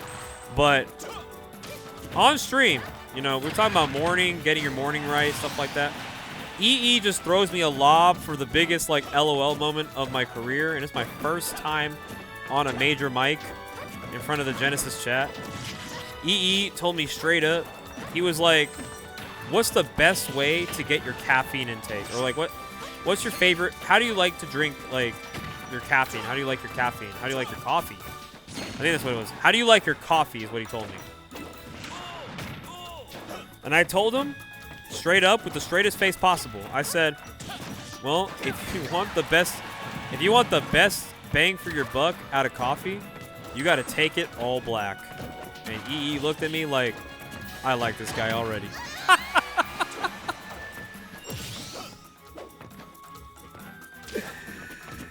I couldn't do anything but sit there and laugh. I was like, yeah, you got me. With a straight face, I looked at him. And I said, I take it all black. And EE said, come again. Oh, man, what a time. And now me, EE, we kick it at almost every tournament. It's awesome. I've been his cameraman, actually, for some of his IRL streams. If you guys tune in to EE's IRL stream for this Genesis, I was the cameraman, if you guys didn't know. So, obviously, we've definitely come a long way from the black coffee joke. Oh, Lord. E probably mad as fuck he took his punchline. Absolutely. He looked at me like, damn. Ain't this your first day on the job? And you're already taking my glory? He's mad about it, but like on the side, he's like, we gotta hire him. Gotta hire him more events. Oh, man. Ask the co-caster if they're a mustard person. Does that actually like diverge into like a very solid like topic of discussion? Because I believe it. Does Luis take a game with the Falco? Let's find out. I'm kind of down for the set to keep lasting a little longer. Oh, the DI mix?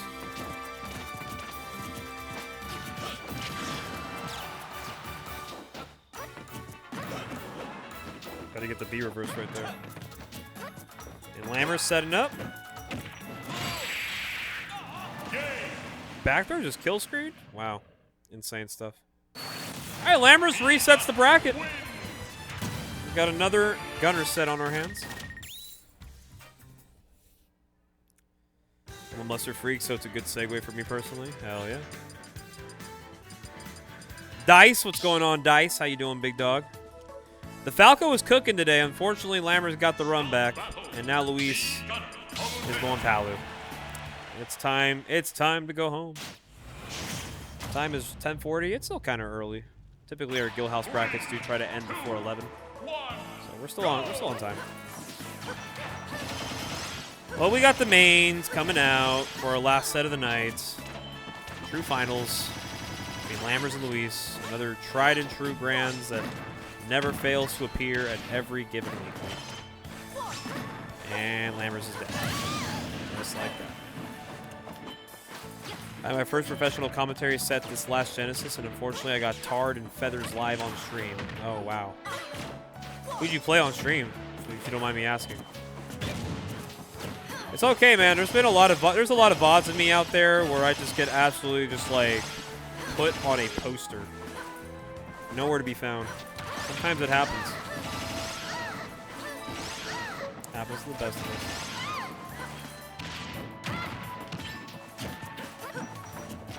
I will say, Fire the Pyro, I was at Out of Pools, and I will say I do kind of regret not going to Bin 4.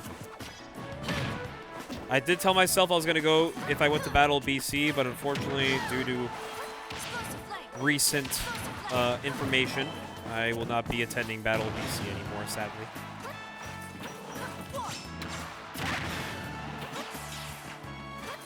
Oh, Eco's a really good player. Did Eco go Diddy Kong, or did he play Palu? Oh, he went Palu? Okay. Yeah, Palu versus Bowser Jr., right? Eco's a solid player, so I wouldn't really take... What just happened there? Did the reflect like, multiply the damage on Lammers, but Luis already got the grab on him, so he just...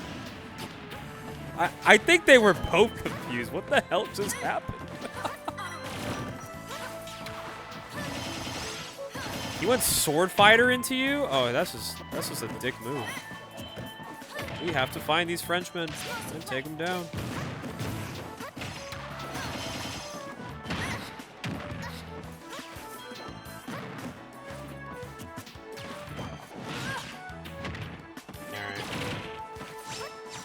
A lot of hope is definitely being put on the table for Lammers, but right now, he's going to need a little bit more than hope to bring this back. That's going to do it. Game 1 goes to Luis. Too bad for you.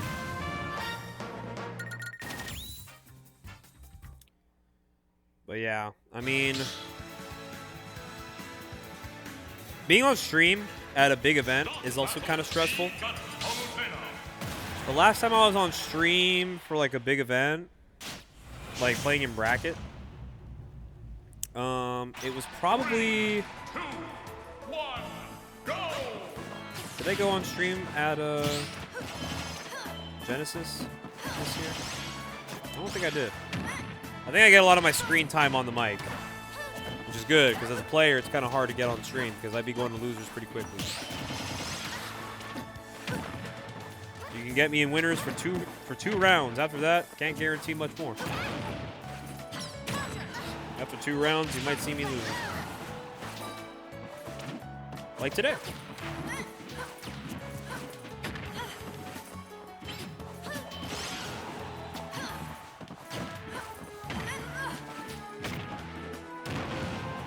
Okay, Lammers is just trying to get all over Luis here. He does find an up smash, doesn't kill yet. That back air, that precision. Talked about it earlier with Snorlax on the mic here. When we first started off the tournament, when Lammers was fighting Klaatu.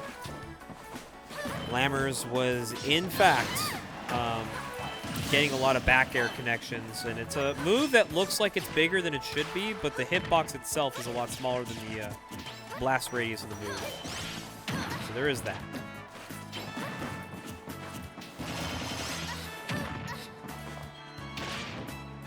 But hey, sometimes you go on stream and you lose to somebody. Sometimes you go on stream and you beat somebody. I've had a lot of my best and worst, and some of my best and some of my worst sets ever on stream. It's an experience. I like being on stream. And I always tell this to Warren, our TO downstairs who does the seeding, the set calling. I always tell him, man, like, listen, you low-key got to start every Guildhouse bracket with me on stream. Because there's a chance you may never get that opportunity again. Like I said, you get me for 2 rounds in winners max. If you can't find me on stream, after that, it might be cooked.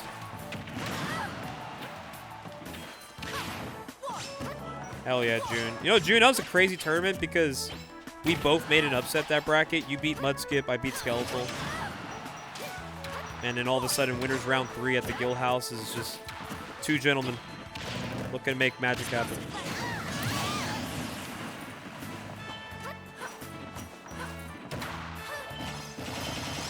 It's really funny because I don't get to play against Wolf all that often in bracket. Because like the only Wolf player that we do have that used to come out to brackets a lot was like is Rayhan. Well, Rayhan don't even go to locals like that anymore. So like I really ain't got no Wolf experience like that. He's like the only Wolf I can play. He's not even around when I want to play him. It's tragic. That's why if you ever watch what happened to me versus Jackal at Level Up, just know Jackal had a splendid time putting me in a coffin. It was nuts.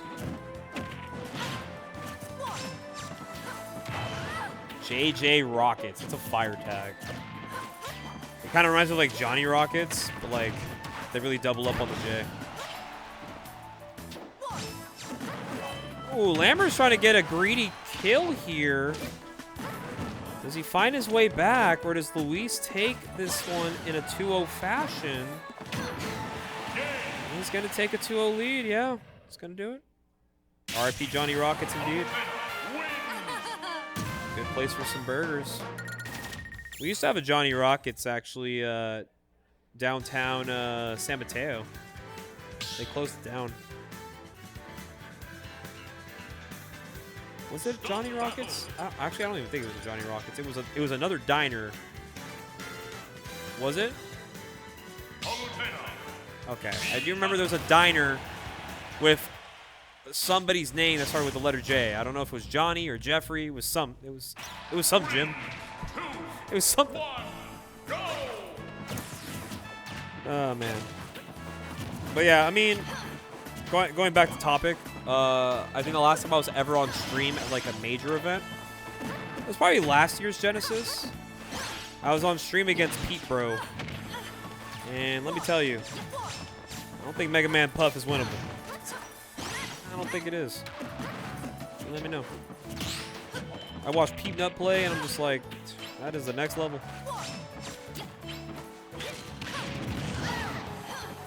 I was sad because in my pool that Genesis, our pool leader was Yonapi. And this is the infamous Genesis where Amok, my fellow Puff Lord, he took a set off Yonapi at the pre-local. And so, like, it was just really funny that I had Yonapi in my Genesis pool. So I was like, oh, I just have to upset Pete Bro and then I get Yonapi. Little did I know about the Mega Man matchup. It is low-key impossible. Low-key. So unfortunately, I didn't get my chance of fighting Yonapi. So I think that would have been a generational upset if I got to him. I was pretty confident I was going to beat Yonapi that tournament too. And Luis, yeah, Lammers is... He's getting a little red right now. I think somebody's talking to him behind him. I think Lammers pointed at Luis's friends who were just kind of like, maybe just muttering some shit. Lammers gets pretty emotional, but like, for good reasons. I will say at CECC, Lammers narrowly beat a Pokemon trainer player in losers. And the whole time, for those who don't know the player Broken, he was just straight up like all over Lammers, and, like mocking him, trying to make him like crumble. After Lammers won the set, he gave him the bird. And that was the funniest moment ever. There was another comment that was followed by that, but I'm not going to say that. But just know there was definitely some banter. There's definitely some banter. Oh yeah, there is a Johnny Rockets that's like decrepit. Yeah, it's like it exists. It's not in business, but it exists. Also, Jackson, very very phenomenal stuff today, bud. 3rd place on the losers run that you went on, not an easy task. And you got your Lammers set. Unfortunately, you got your Lammers set after having to go through the gauntlet, but luckily for you, you're not on stream getting 3-0 by Luis, so. Too bad for you. I mean, bro, Yoshi is just a very hard character to beat, man. I'm telling you. Let me know when you find out. All right, chat. Well, that's going to wrap it up things here for singles here at the Guild. Luis, your champion over Lammers. But this top 8 was kind of nice. I feel like the top 8 alone does not explain or describe some of the brackets that we've seen in losers. I don't know if we can see that top 16 really quick one more time. I think it's just insane. Yeah, the top 16 bracket. I just want to look over it one more time because it's actually absurd to see the losers run that was put on by Mudskip. You got to look at it to believe it, all right? You're probably thinking like, oh, Mudskip got 3rd at Guildhouse. That's pretty good. And then you realize what he went through. Then you realize what Mudskip went through. You had to beat Ramon, myself, Skylock, Skeletal, and Alsoda, which, by the way, Skeletal and Alsoda stocks are rising, like, meteorically. So, being able to clutch those ones out, very phenomenal stuff up and down the board. So, Mudskip getting a nice little 3rd place finish after falling short in round 2 of winners. Hey, man, all you got to do is just believe. Believe in the run. It's going to happen. And then not to mention also the other side of bracket, Tuan also made a fantastic run to 5th, but did get stopped by Alsoda, who is starting to become the Min Min Slayer because he's taken 6 of his last 8 Min sets. So y'all better watch out for Alsoda. If y'all play Min to him, better make sure you got a game plan for it. But some really good stuff up and down the board from today's guild, and not to mention some familiar folks making their mark in that top 16. Oh Lord. But yeah, I'd be telling people, even at a 26-man Guildhouse, making top 16 in that 26-man Guildhouse is low-key difficult. A lot of good players that didn't even make it past that cutoff, and it's like that every week, so it's hard. Lammers on the brawler, yo. You need to put gunner, didn't you? You put a brawler. Ah, Lammers brawler's real. Fire the pyro. Close your eyes. Well, this is our top 8 for today. Tied for 7th, Skylock and Leonidas. The Mimins getting 5th, being stopped by our 3rd and 4th placements of Alsoda 4th, Mudskip. Like I said, very phenomenal losers run. And of course, your 1 and 2 seed, once again, placing 1 and 2. But this has been a very fun Guildhouse. First one of the month. We're about halfway through the 2nd quarter, and we're seeing a lot of players get their stocks up, and a lot of players kind of trying to make a big push for that hierarchy in the region. But of course, there's still a lot of locals to be played, and a lot of upsets to be made. And at the end of the day, it's still Smash Ultimate. And hopefully you guys enjoyed every single second, every single minute. And of course, enjoy a little bit of Campfire Story with Unk. Because, listen, I got great stories. I might make this more of a thing if you guys are down. But I need more downtime. That's the big problem. Downtime low-key helps me. But without further ado, let's put down the stream itself, and let's go home and get some tacos. Appreciate you guys for watching for tonight's action. Feel free to tune in tomorrow. We got Street Fighter here at Guildhouse. Is Melee happening tomorrow? No Melee? Okay, we got Street Fighter 6 happening tomorrow, so I know you guys want to tune in for that. But until then, I'll see you guys back here, same time, same place, same stream. You know the name, Bars. Fuck with your boy. Later.